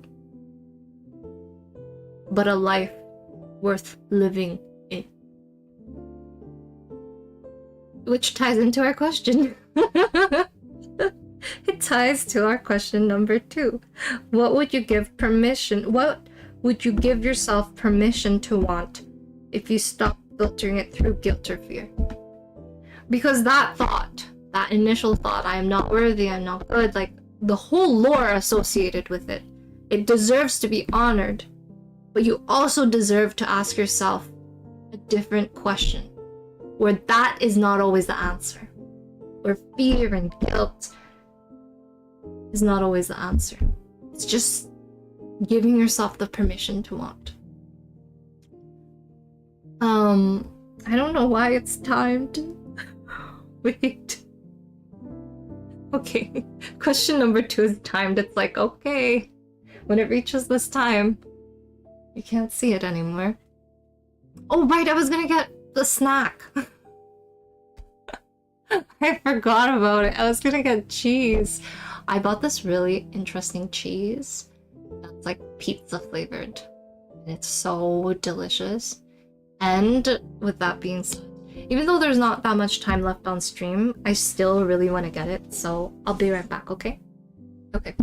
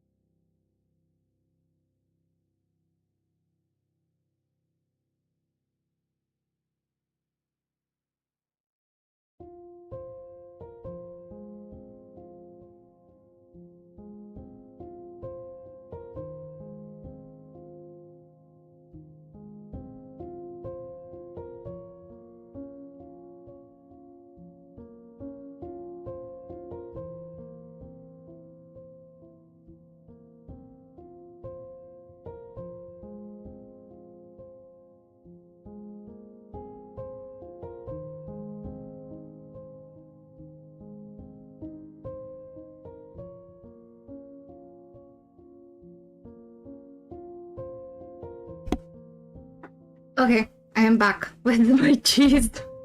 I really wanted cheese. Thank you for the head pats. I was like, I'm supposed to grab something, but then here I am talking again. Okay, so I'm gonna take a bite from my cheese. It's so good.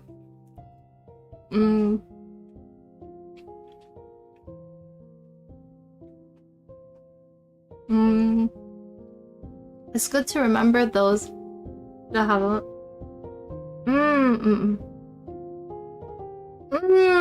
Nice guy. Thank you, thank you, thank you. Thank you for responding. It's good to remember those that have left response. I really appreciate you for saying that.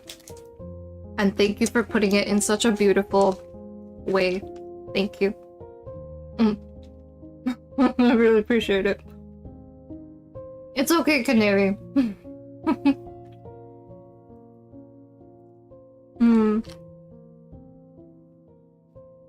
It's absolutely okay to copy the question. I am inviting everyone to like think about it for yourself. So if this is something you want to write down somewhere, if this is something you want to copy paste, whatever you want, please do so. Ultimately these like questions are for you and for myself, so whatever works for you, go for it, okay? You've been away too. Oh yeah. Yeah. No failure, Vamad. You're doing a fantastic job. Nice guy. Yeah. We're doing great. I chose you to be my mod because I know you're capable and I can rely on you.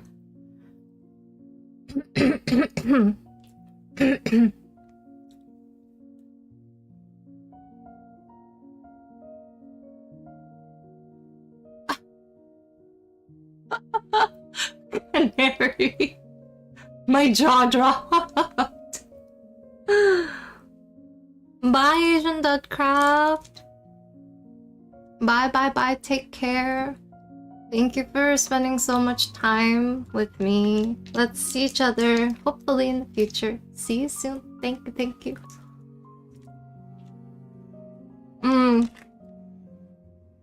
Wow, this cheese is amazing. Hold on 1 second.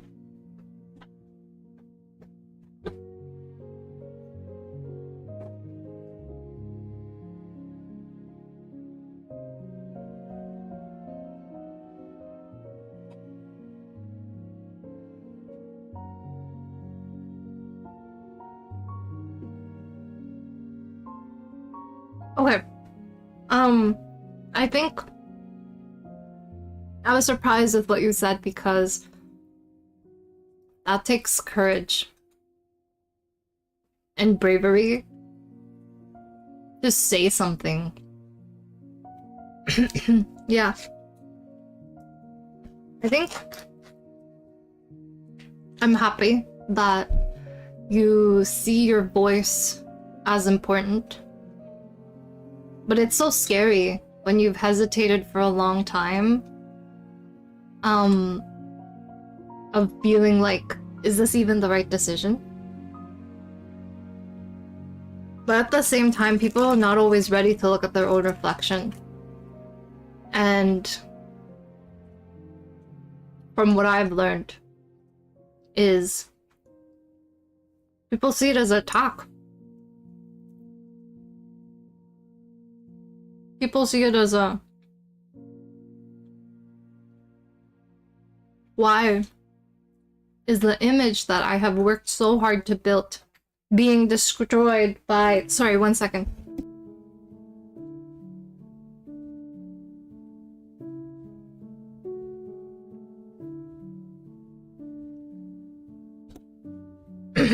Being destroyed by someone who sees me so clearly. And it can be shattering for them. So, whatever happens with your decision, Canary, I want you to always remember your voice is important. Your truth is important, and you are important. But some people who are not always ready to look at their own reflection may respond in a way that can make you feel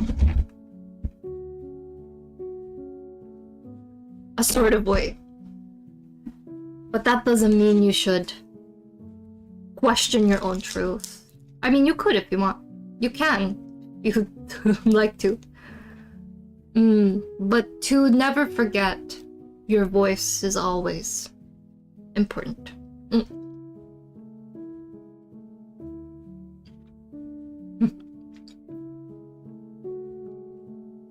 You need to install it back into your brain. Update.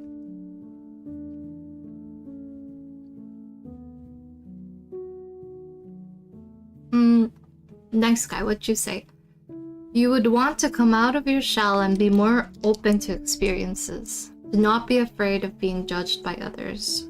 Doing things just because you want to. And not worrying of the comments or looks you get. To be yourself more with other people. Ooh. I see. That's a really courageous. Wow. So much courageous decisions. I love this whole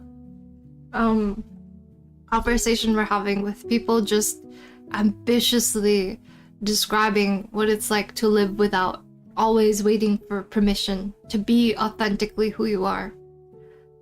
And I always want to remind, Canary, nice guy, for those of you who responded to me, there was never anything wrong with who you are.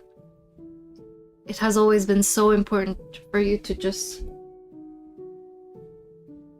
live it unapologetically. And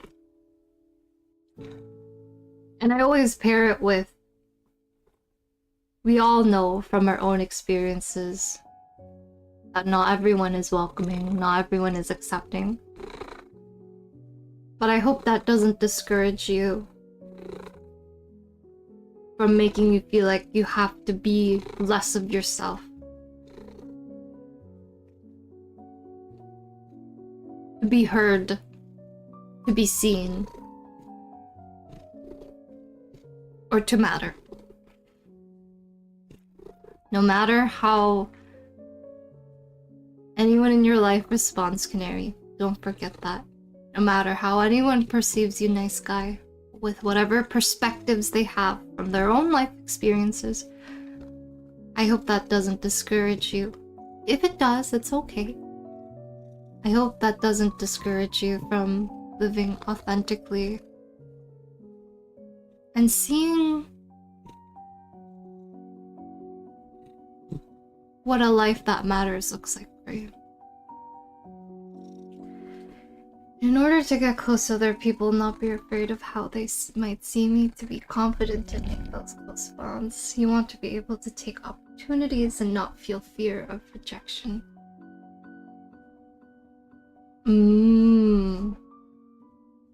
I see.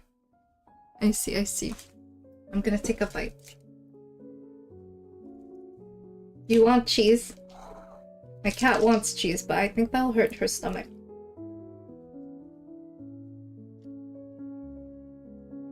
No, you can't have cheese.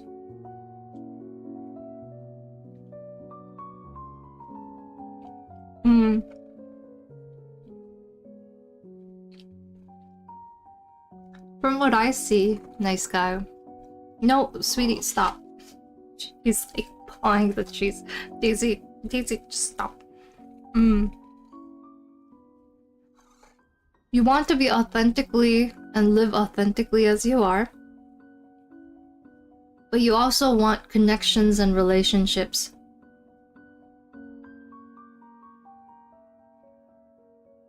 Where you can be authentically as yourself. Does that make sense? It's like you want to live authentically with the hobbies you pursue, with the things with the choices you make, with or without people involved. But when people are involved and you're making those connections, you also want to surround yourself with people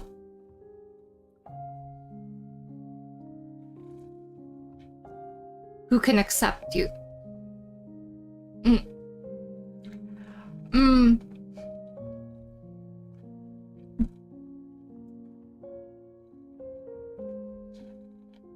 And that is scary when rejection is there, but I see that you want to overcome it. And if it's something beyond your control, sorry if you hear my cat, she's purring like crazy right now. And even if it's something beyond your control, I feel a longing and a yearning where you want to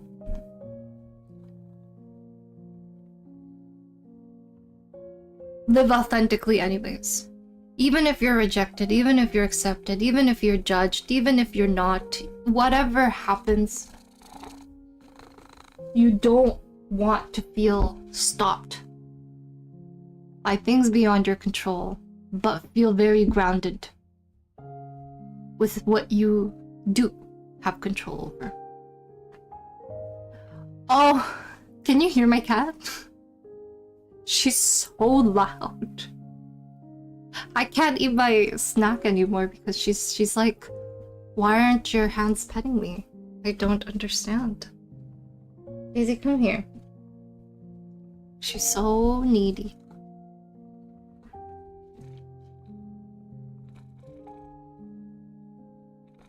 I'm low-key making you hungry. I hope you have some cheese at home. Last night, before I went to bed, I was like, I wish I had more snacks, and then I remembered the cheese snacks that I bought, and then I was like, oh my god, I have cheese, and then I was so excited. I was like, when I wake up tomorrow, I'm gonna eat cheese. And I ended up streaming and not eating cheese, so I was like, I might as well eat cheese, even if it's at the end of the stream. You lost the whole paragraph you typed? Oh, I see it, I see it. I have it. It's okay, it's okay. I have it here. Hold on. I'm just gonna eat my cheese. Can I finish my cheese, Daisy? Yeah. Don't worry, nice guy. It's saved.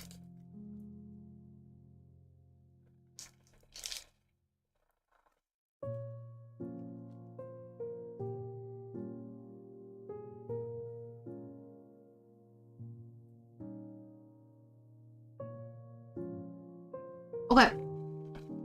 What did you say?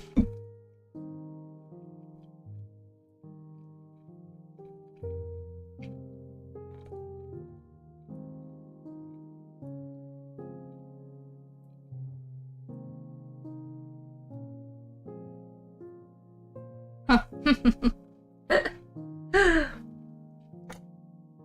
It's so interesting because I actually talked about this yesterday on stream. And it's very similar to what Canary said earlier for next year and Canary's ambitions. So Nice Guy said, yep, I have experienced that a lot, where older people are entitled to just say things without filter. They can be disrespectful and they don't want to be told that. It gets a lot. With people like that, it's difficult because they think they are right, always. Therefore, they can't really be corrected. Nice Guy's in-laws have been so blank, and it gets to him sometimes, but you choose to ignore it and go on. You don't let that affect you, but they need to be put in their place, to be honest.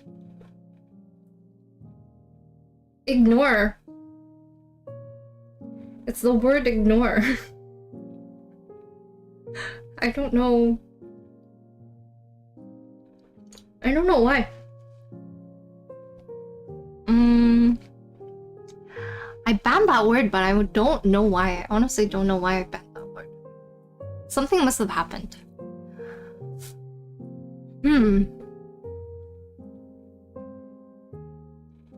How do I respond to this?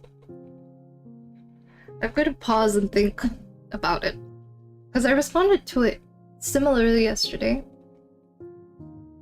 But I don't want to just copy and paste. I want to respond right now, in this moment, in my current state. Daisy, do you want to respond for me?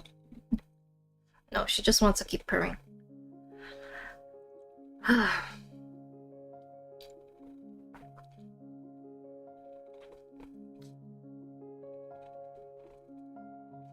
Find the words. It almost seems like it's just something I can create out of nowhere. No, it's a hella hard. Hold on, let me blow my nose. Yeah, Daisy, she's like, I'm not part of this. I'm just the cat.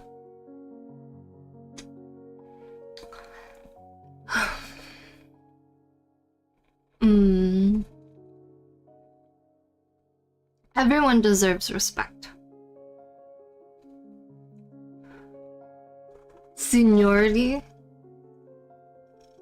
does not give anybody access to treat anyone else with disrespect. In the story that I'm reviewing... Hold on, sorry, my cat's are crying.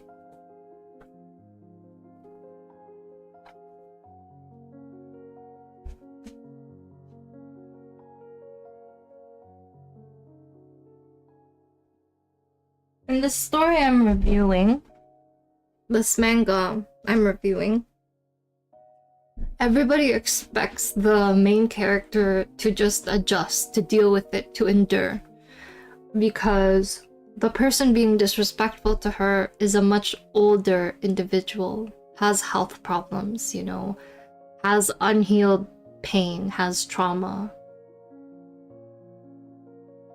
That person is going based on what they've learned or what they refuse to change in their life. They can practice reflection, but that's not something they are allowing themselves to have. Why? Because then it will demand change. And as we all know, we've gone through our own fair share of change and growth and our personal experiences. It's hard to do that because something needs to become different. Now you all know yourselves. You know yourself in a way where you know what it feels like. Sorry, 1 second.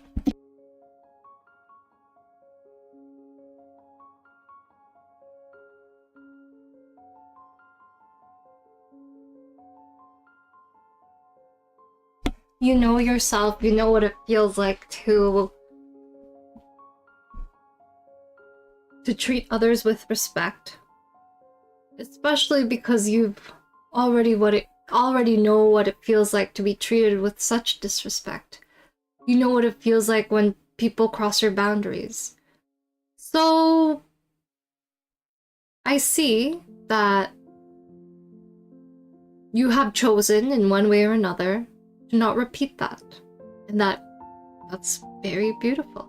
Because if you don't repeat that, then that means you're not repeating the cycle of pain. You're making it stop with you. If this person hurt me, I'm choosing not to continue that. I'm choosing peace. I'm choosing love. I will not choose to continue the cycle of pain. But still, it's upsetting. Because why did it have to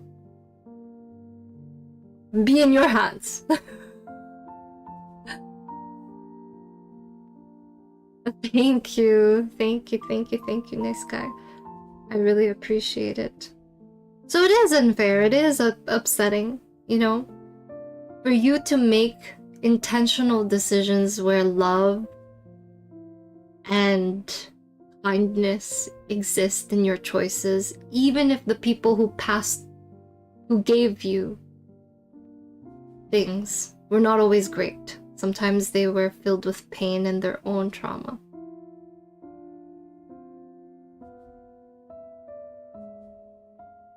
Yes, you can continue. You can look at this from different angles. Yes, you can continue making choices out of kindness intentionally and from love. But it's still frustrating when you look back. Why? You know, what did I do to deserve that? What did I do to feel this pain when I can alchemize it into something much more beautiful? Like, really? Are you serious? Are you kidding me?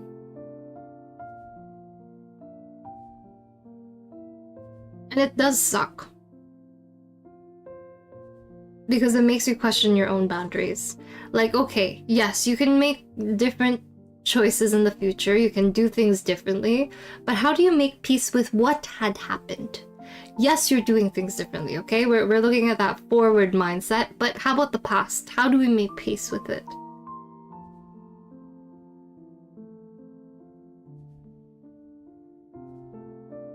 Do not forget your own feelings. Do not forget your own emotions. That's how you honor the past that had happened. Sorry. There's someone snoring beside me. So if you hear that, you hear it. So how do you make peace with that? You honor yourself. You honor the versions of you who didn't deserve what had happened. Sometimes people are not ready for a conversation. You have so much clarity, you have so much self-awareness now. What this is wrong, this is not right, this is not good. What you did is wrong. Do you understand you're hurting? You know, you can tell them this. You can be like, do you understand you're hurting? Do you understand like what you're doing is causing other people pain? And you know, it's a blessing for people to have you in their life because it's a beautiful wake-up call. It's like, wow, I didn't know I was treating other people this way. But sometimes, sorry, that was a phone. But sometimes a wake-up call is kind of like an alarm you forgot to set. What I mean is, you forgot you had on. You know that painful, upsetting situation where it's in the weekend, you know, you're relaxing, unwinding, and then your alarm goes off because, oh my gosh, I thought I had school today, I thought I had work today, things like that. And then now you're upset, now you're frustrated, you're like, oh my gosh, my alarm woke me up. That's what it feels like sometimes. I'm not saying all the time, but that's what it feels like sometimes, to be so confronted with the truth. Maybe you think of it as, oh well, that's nice, you know, I have a great start, I have all day to enjoy my weekend, but sometimes you're like, this was unwarranted. How dare you? How dare you tell me the truth? How dare you speak back at me when you weren't invited to? When they weren't ready, you know, to see their own reflection. Because the way they hold their own self-image is destroyed by what you described.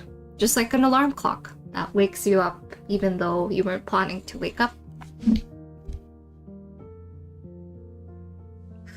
So, boundaries. And honoring the versions of yourself in the past. With everything I've said so far, maybe they'll never understand. Maybe they will. I want to be optimistic and hope that for whatever anyone goes through, no matter what conversations you have with people who've hurt you, I sincerely do hope they reflect, take accountability, and aren't avoidant of what they did. But as we all know, life may not always be like this. I can tell you right now, from my own experiences, there's only one person in my life this year who has taken full accountability for what they did and have told me on what they will do differently and better with their own actions. Out of all the people, some have taken accountability, but I see their choices and it's still from pain. Once again, there's a snoring in the background. Just, it's ASMR.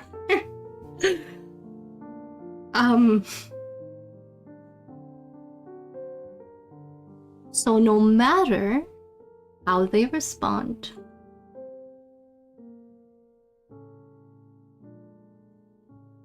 I hope you stay grounded. Top quality ASMR. I hope you stay grounded. Meaning, even if they choose to understand you, even if they choose to listen, or even if they choose not to reach a better understanding, do not forget about yourself. Who was left behind? What version of yourself was left behind?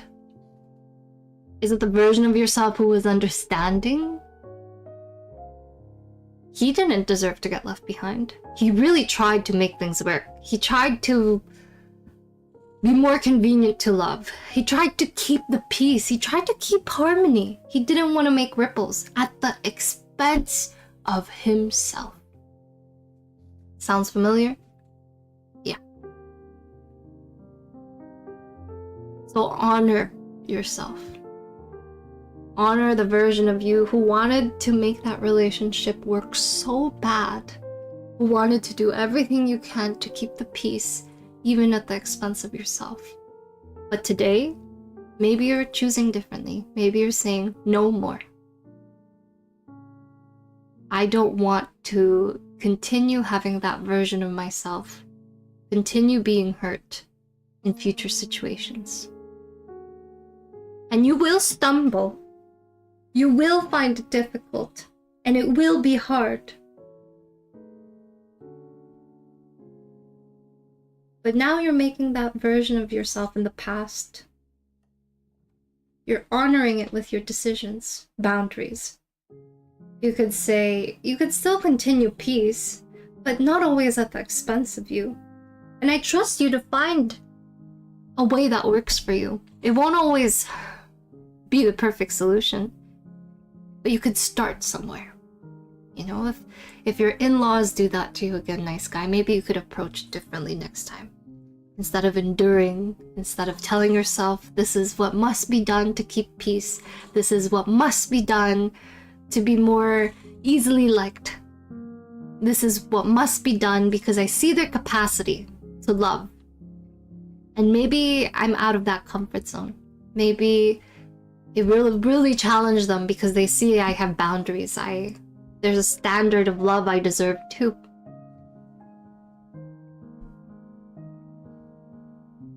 It will be hard, but I also want you to know every version of yourself doesn't always have to endure or love.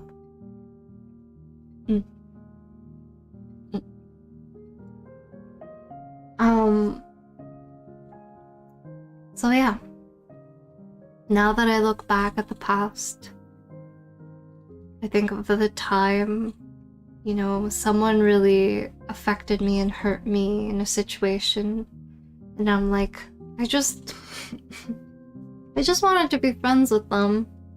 I just wanted to make it easier for them to love me, because I know how to make myself easier to be loved. You make your needs smaller, you make your boundaries non-existent. You slowly erase yourself. Because you know what it feels like to make yourself easier to love. I just gotta be more funnier. I just gotta be more patient. I just gotta be more understanding. But then parts of yourself slowly are left behind. Right? But I'm encouraging you and inviting you to make room for all of them. All of the parts of yourself, without any of them being left behind in your choices. Sorry, the whole snoring is making me laugh. You just wish you had the clarity and knowledge about yourself and others years earlier. Would have saved you a lot of worries, difficulties, and energy. That is the unfortunate part of things. No, Chameleon? No, seriously. Chameleon, I actually strongly agree with you. And I haven't found the right words to make peace with what you said, actually. Unfamiliar again for me. Because I was just thinking about this for a while now. Like a constant thought running through your mind. Damn! If I had the clarity and knowledge about myself and others years earlier, maybe when I was like grade 6, when I was grade 4, or maybe just like a year ago, I wouldn't have gotten hurt. I would have made better decisions. But let's pause there. Let's pause there. Let's pause there before you continue spiraling. Let's pause there. You did the best you could with what you had. Go ahead, wish. Go ahead, long. Long for what could have been different. It's normal, it's natural. Especially now that you feel like yourself more than ever before. You're like, damn. It finally happened. But did it really have to take this long? A younger chameleon, and the you before, the year before, you didn't have everything figured out. You were still finding your answers. You were still creating solutions you didn't even know if it would work. Sometimes it didn't, sometimes it did. But it led you here.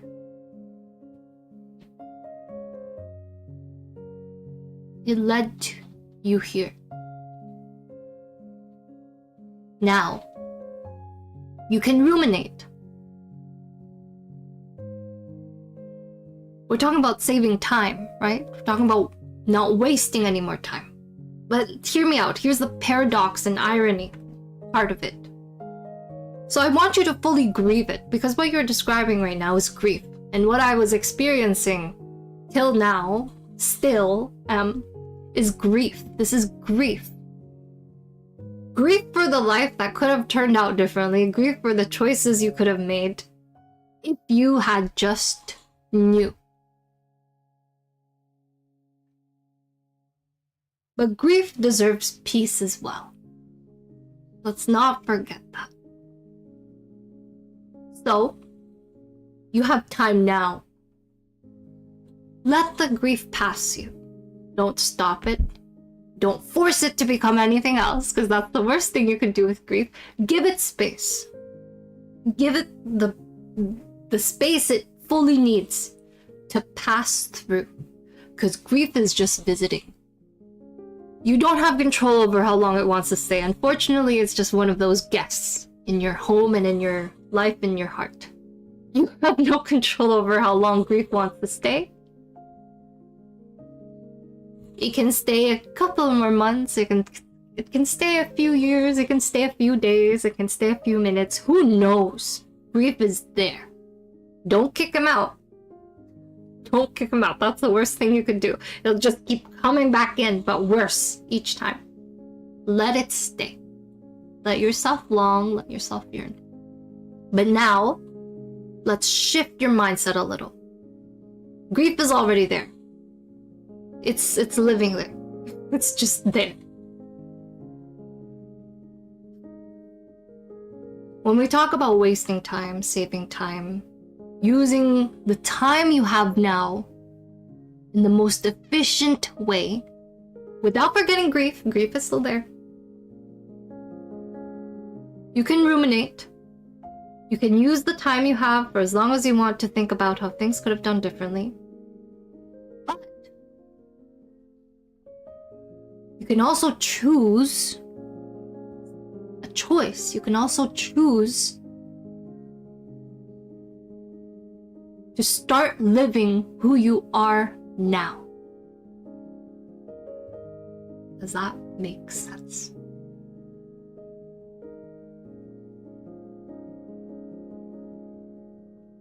Grief is there. You're not pushing grief into a corner. You're giving it as much space. But you still have the rest of your house to decorate, to do things differently. Or you can ruminate and look and fully just look at grief. Like, wow, I really can't get rid of you. Like, you're just there. You're just there. And although it takes space, your house is bigger. Life is bigger. So in your choices, don't let it stop you. You can still feel it, but don't let it make you pause. Don't wait for grief to leave before you start filling your life with joy again. Before you start making choices with who you are now. Because if you think about it, it literally comes from that core thought. If I knew everything I knew now, I would have lived differently 10 years ago, 5 years ago, 2 years ago, 1 week ago. And you're thinking about all that time that could have been lived differently. You're thinking about that time that could have been lived differently. But now your life is continuing. There is no pause button. Your life is continuing as I speak. Time is going on. You can choose differently without throwing grief away. Let it be apparent in your choices. And you've started to, Chameleon. You put yourself at that Christmas gathering, you know, the holiday gathering at work. And you're being very intentional about the choices you want to make. Like, okay, you're bound. Sorry, 1 second. My phone is ringing.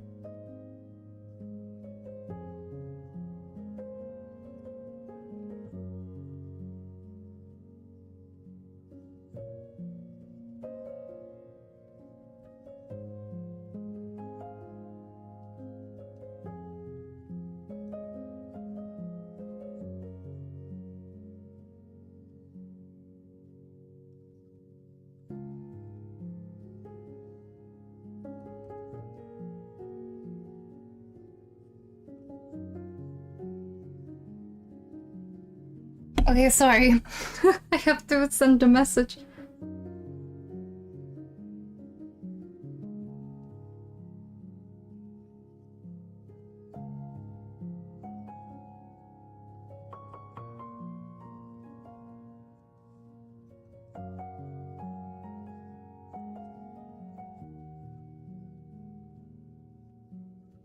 Okay, sorry.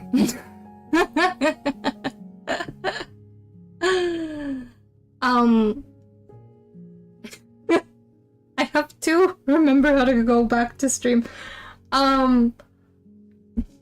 Yeah. I know time could have been done differently, but now that you're faced with the choices now, and there will be unexpected things in the future, good and bad, who knows what you'll face in the future. I think that the person who you are now deserves to fully live in those choices, integrating the versions of you in the past with the person who you are now.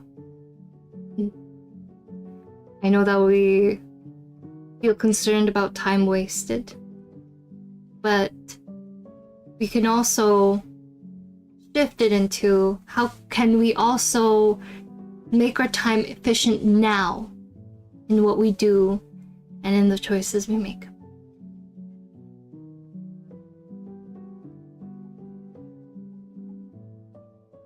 It's okay if grief has something to say.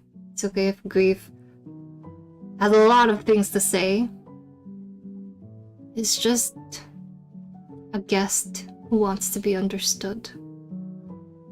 It's like, hey, did you forget about this about yourself that still needs love? Hey, did you forget about this about yourself who needs understanding? That's all it wants from you. It doesn't want to cause mess. It doesn't want to cause chaos.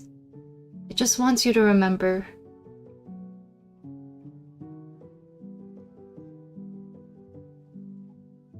the love and understanding you sometimes forget to give to yourself.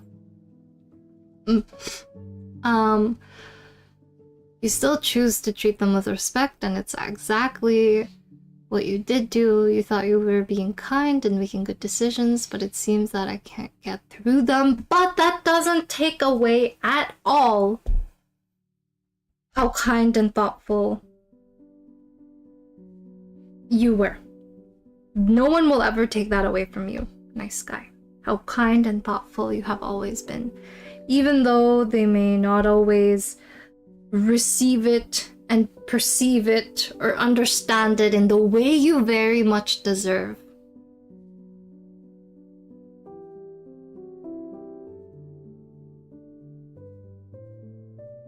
Can we fully embrace who you are without other people's actions always affecting you. I think one of the craziest things I've learned this year, out of everything I've learned, was unconditional peace. Everyone knows of unconditional love. You've heard it in passing. You've heard it in one way or another. You know unconditional love, right? Yeah. Unconditional peace was something I've never heard of in my life. It was so unfamiliar. It was so weird. It's like, what? Unconditional peace? Unconditional peace. Peace with yourself. Can you give yourself that? Everyone talks about unconditional love like as if it's from a relationship, if it's from family member, things like that. Unconditional love can exist within yourself as long as you continue practicing compassion, understanding, self-love, things like that. Unconditional peace takes things in a different way. Making peace with things like that, like what you've described, nice guy, or like that, what you said, chameleon. Unconditional peace is actually like really hard now that I'm talking about it. Unconditional peace. You think about all the times you could have been, saved time, energy, this, that. But you know what? I'm choosing peace. I want grief to stay. I'm not kicking out grief, but I'm choosing peace in the decisions I will continue to make for myself. Because I did everything I can with what I had, and I knew. And that's okay. You still love him. I still love her. You know that part of me. My love for her will not go away. It just becomes more. Yes, you can get through them. Yes, you can try to get through them and work more and work hard. But it should come from a place of, no matter what I do, if I go beyond this is for them now. And I remember to not abandon myself in the process. So I think that's like the silver lining of it, nice guy. It's like you are kind, you always make good decisions with what you have and what you can. You can go out of your comfort zone and do more and be more to understand them, but do not forget yourself along the process.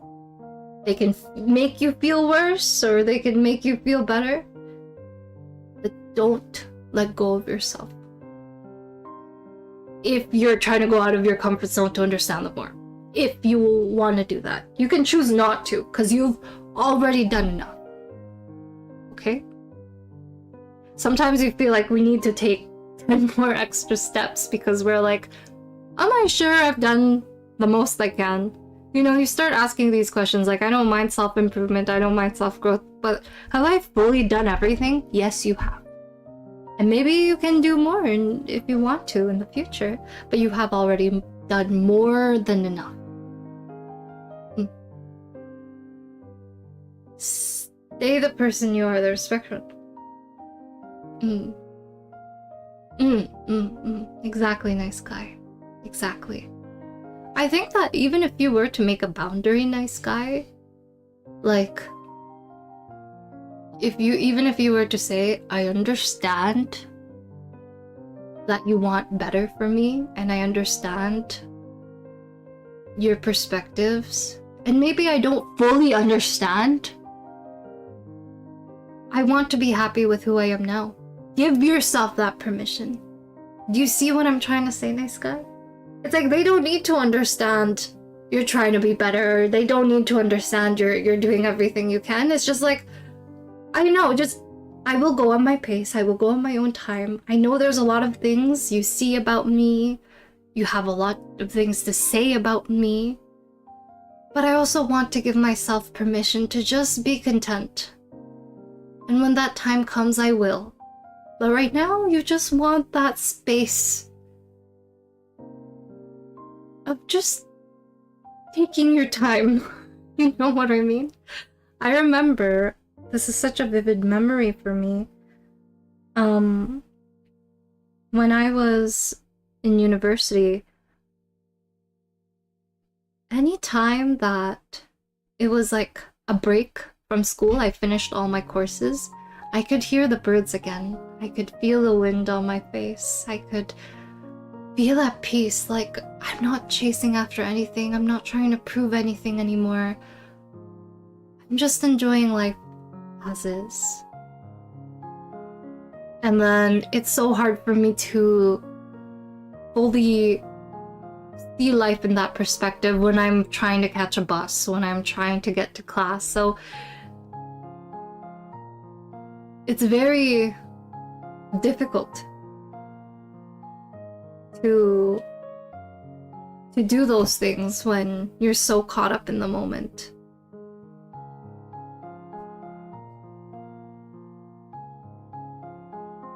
So don't forget to stand up for yourself. Don't forget that you deserve to hear your own voice, even though there's so much external noises around you of who you should be or what you should be doing or making you feel confused. That is normal. That is your nervous system drawing a line. I think it's very healthy, to be honest. You're a very healthy person because in this case, your nervous system is acting up, and your nervous system is there to protect you. Your body is there to protect you. And, you know, sometimes it acts up because it's like, why am I feeling anger? Why am I feeling triggered? Why am I feeling... Your nervous system is reminding you of boundaries you have not been able to set yet. Or people are treating you not in the way you deserve. So honor your nervous system. It's not against you all the time. It's there to help you remember. Versions of yourself?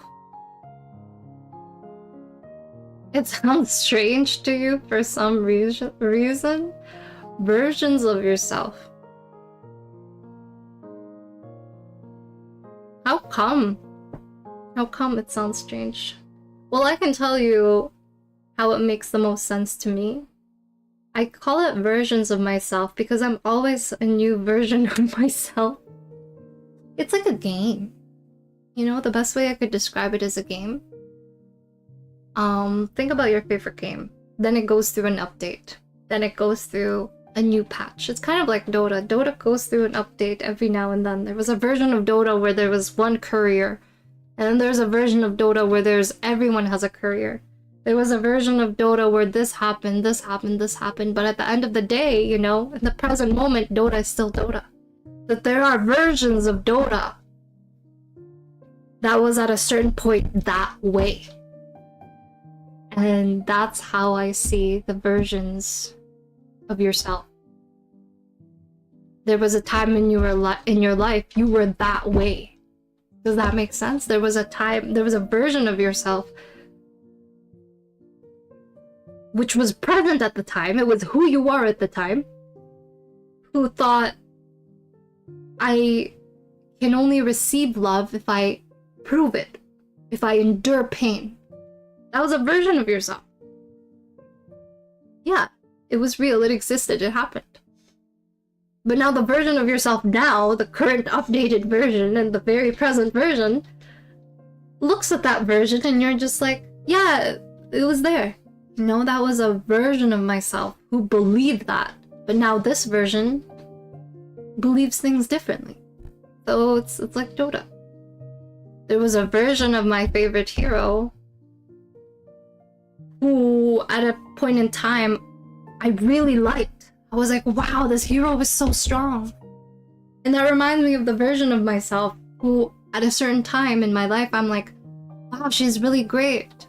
But she's really sad. Because I was deleting stuff in my computer and I was like, I need to make space for Diablo, right? I'm like, I gotta delete things, and I was seeing things from what I wrote in university. I was like, holy shit, I don't even know what I wrote. It's so much science, so much, it's so gibberish when you look at it. So much science in it. And I was like, wow, that's a version of myself I was so proud of, because I thought that was the only way I could be accepted in this world. I thought that I had to be someone like this. I thought I had to pursue this career. I thought this made the most sense at the time. And I look at her and I'm like, you did well, you know? You carried me in 4 years of university. It's like a patch in a game. Wow. That year in the game where they had this update was really fun. But they changed the map. Things changed. But whatever strategy I used in the game and, you know, the type of playstyle, it really helped me do well in the game. But now, life is changing. I'm changing. I need to start to do things differently. I mean, I could keep doing it, but I want to do things differently. So yeah, that's how I see it. It's like, that version of myself, she survived. She's a survivor. She got me through the most difficult times in my life, and that's like the versions of yourself. Sorry, I have to sneeze again.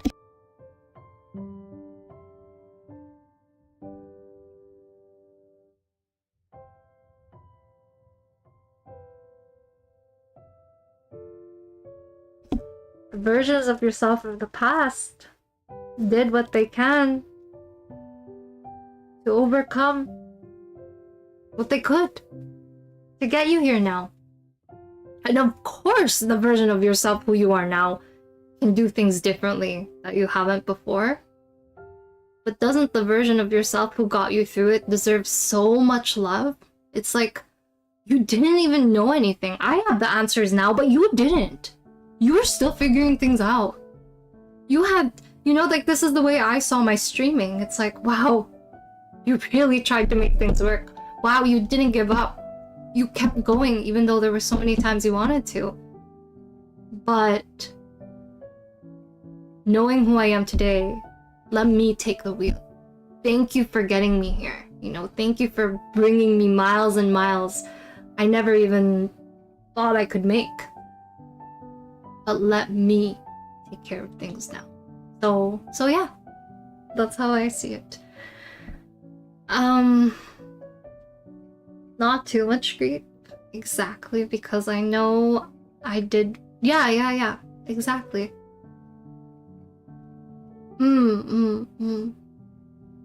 Sometimes it doesn't make sense until you reach a point where it does make sense.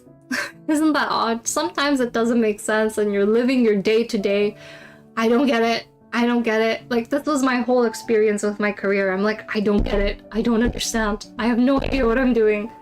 And then I reach a point like today where I'm like, yeah, I understood. I get it now. It makes so much sense. I didn't at the time, but now I do. Thank you, nice guy. Thank you for doing that. Versions may sound weird, but let me put it like this. Versions of yourself can be just seen as parts of yourself. I think that's a really interesting way to put it. I think that's like an extension of what I was trying to say. Really, really well put. The feelings you have, factors that form to make you, the ones you change and replace, like a puzzle piece. You're pieced together with the choices you make, your morals, the basic and complex things about you. Hold on, that's so well done. I want to pause because I'm taken aback with how you described it. So there's the way I described it. But what you said, nice guy, gives things a different angle, which is very interesting. You said parts of yourself. Now, I'm feeling really excited because I didn't even see it that way until you mentioned it. Like, maybe I have, but not as explicitly well said. Parts of yourself, damn. I love how you're able to level with me on this, nice guy. That's so interesting. Okay. So it is an extension of what I was saying, but it's just an extension I didn't know was an extension to begin with. Parts of yourself. Yeah. like that part of myself that wanted to know I matter, it was very prominent. It's like the front seat of things, you know? For most part of my life, but I think it was very amplified at 2023 till just recently. It's like I have to stream because I matter. I don't know if I want to do my reviews because people don't really understand it, but it does matter so much to me. So it's like that part of myself that wanted to know she mattered. That's the version of myself that existed at the time. That was, you know, she was taking lead. She was taking lead with all of my decisions. I need to matter. I need to see that I mattered. She existed, and she was there, taking the lead of things. So it does make sense. It does make sense when you say it's just the parts of yourself that exist during that time. So I guess, Chameleon, in your case, it would be the part of yourself that how do I say this? Sorry, I have to blow my nose again.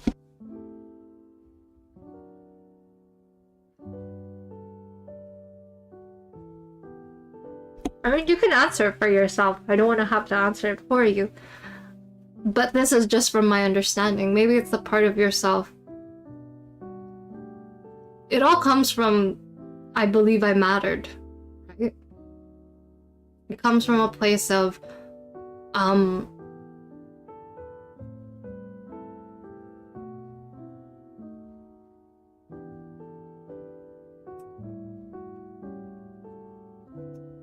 this is the way I see this in your case, Chameleon. I mean, I could be completely wrong. I'm just trying to understand it in the best way I can.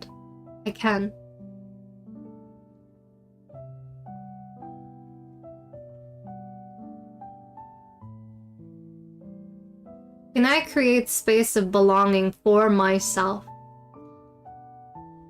Even if the world has or hasn't made room for me. That's the version of yourself. That's the part of yourself. Can I make space and belonging for myself? Even if the world has or hasn't made room for me. Because it comes from a place of, you will always, you know, there will always be room for you. And it's not so dependent if people have made room for you or if people haven't. Because at the end of the day, you will always. And I think in my case, does my work matter even if I'm not proving it? It does. I make it matter. Anytime I'm afraid, anytime, you know, I feel a sort of way about it, I've never been so committed to something where I show up for it every day, where I try to make something out of it, even if it's a barren wasteland, even if there's no one there to see it, I still show up for it. I still show love and care and thoughtfulness in my reviews.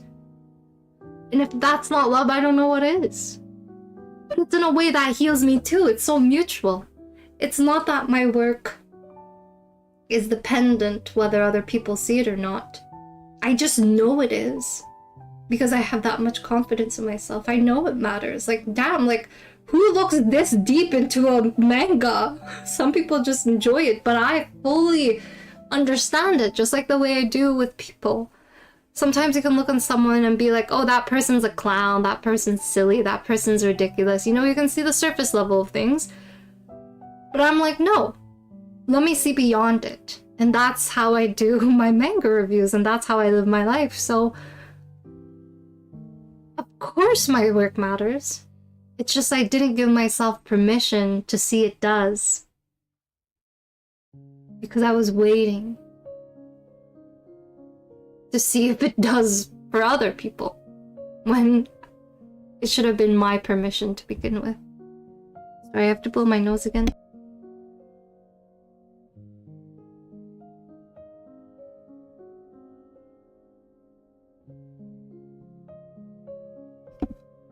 He's no matter the conditions, he goes, yeah. A person hears a mana. Yeah, exactly, nice guy. He's a psychologist. I am celestial. You guys are so funny. So funny. But I do wanna say, like, I don't always know everything. I really don't. Sometimes I know and have reflected enough on something before I go stream. But sometimes I figure things out on stream. Sometimes I'm left with questions after stream. So it's a very raw process. Sometimes I have the answers, sometimes I don't and then I figure it out. Sometimes after stream I still don't have the answers. Sometimes I think I do and then I don't.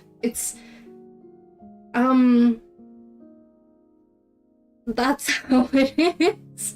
But I think streaming is such a fun experience. It's so funny because before stream today, I'm like, okay, I'm changing my stream completely, but I still don't know how I'm supposed to do it.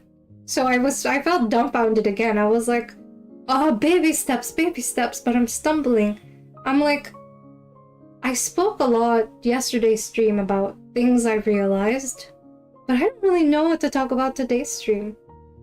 Do I need to prepare? But I don't want to do that. I mean, I don't mind it, as long as it's authentic.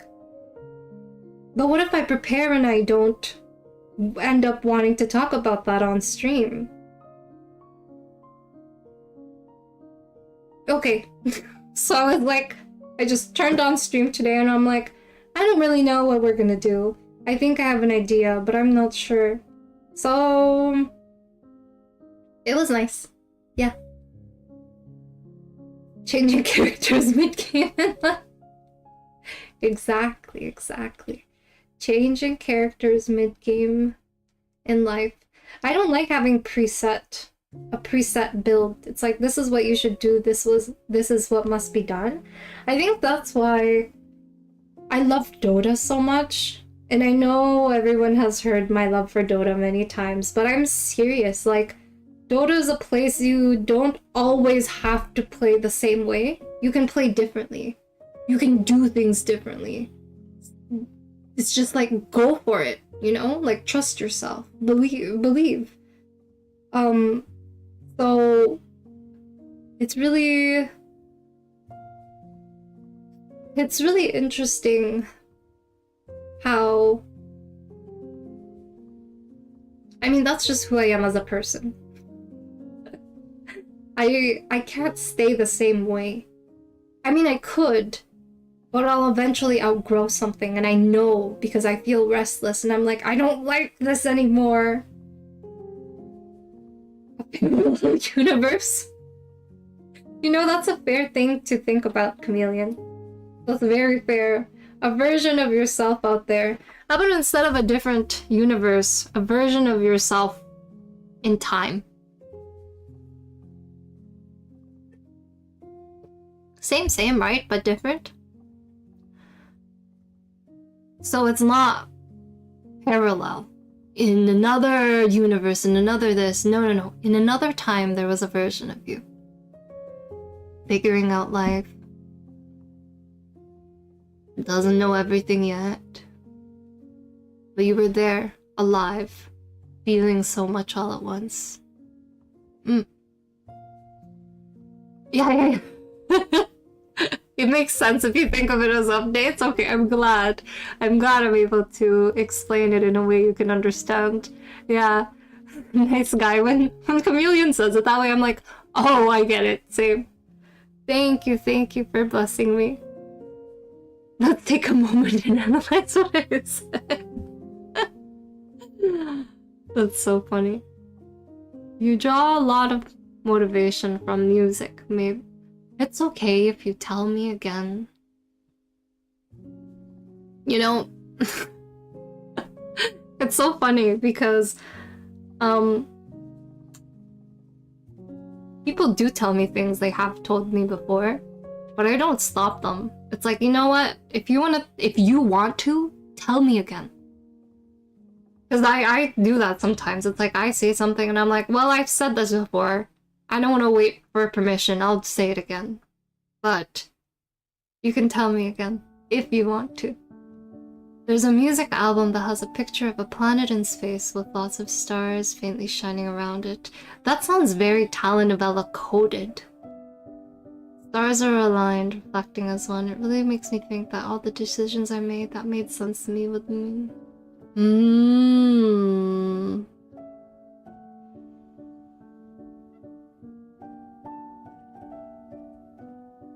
It's funny where we find motivation. I actually do this thing now. I haven't done this before, but I reflect in the earlier part of my day, and I reflect in the later part of my day. I don't like reflecting at the end of my day because there's so much. Actually, I reflect 3 times a day. In the beginning of the day, it's like, is there anything that I'm carrying from last night I still strongly feel even after a good night's rest? What is it? And then the middle of my day is, sorry, is there something tugging at me right now? Is there something that I feel strongly I haven't made sense of? So that's the middle of my day. And then the end of my day is, now that I'm going to rest, is there anything I want to understand before the new day starts? Is there anything I have understood? You know, that's my 3-day reflection of things. Oh my gosh.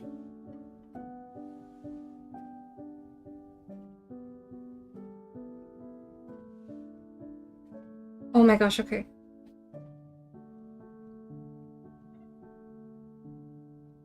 Sorry, one second, guys. I have to go.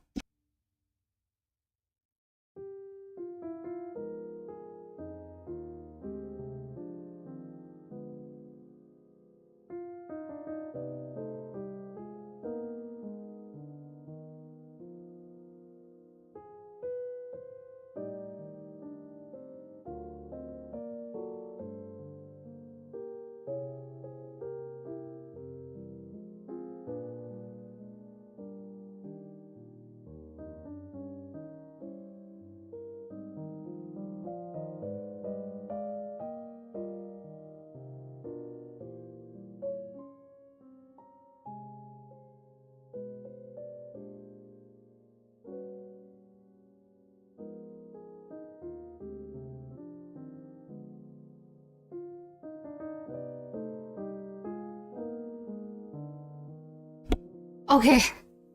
No. It's just, unexpected situations. Okay. Where am I? Sorry. Let me wrap this up. I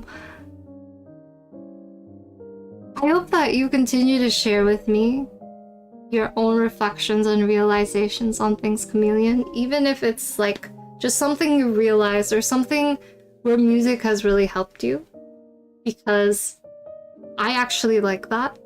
And if that's something you like and want to do as well, please, I invite you to do so.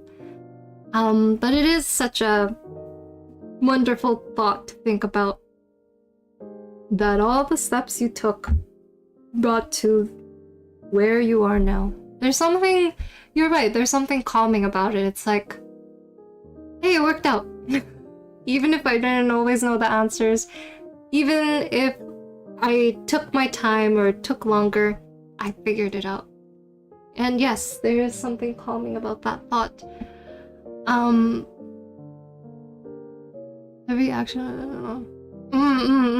Exactly. Nice guy. Sorry, 1 second.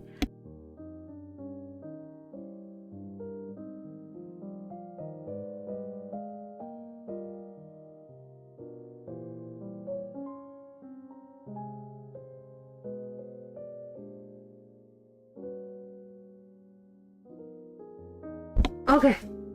Excuse me. No, I don't know everything. Exactly. Oh, nice guy. That's so sweet.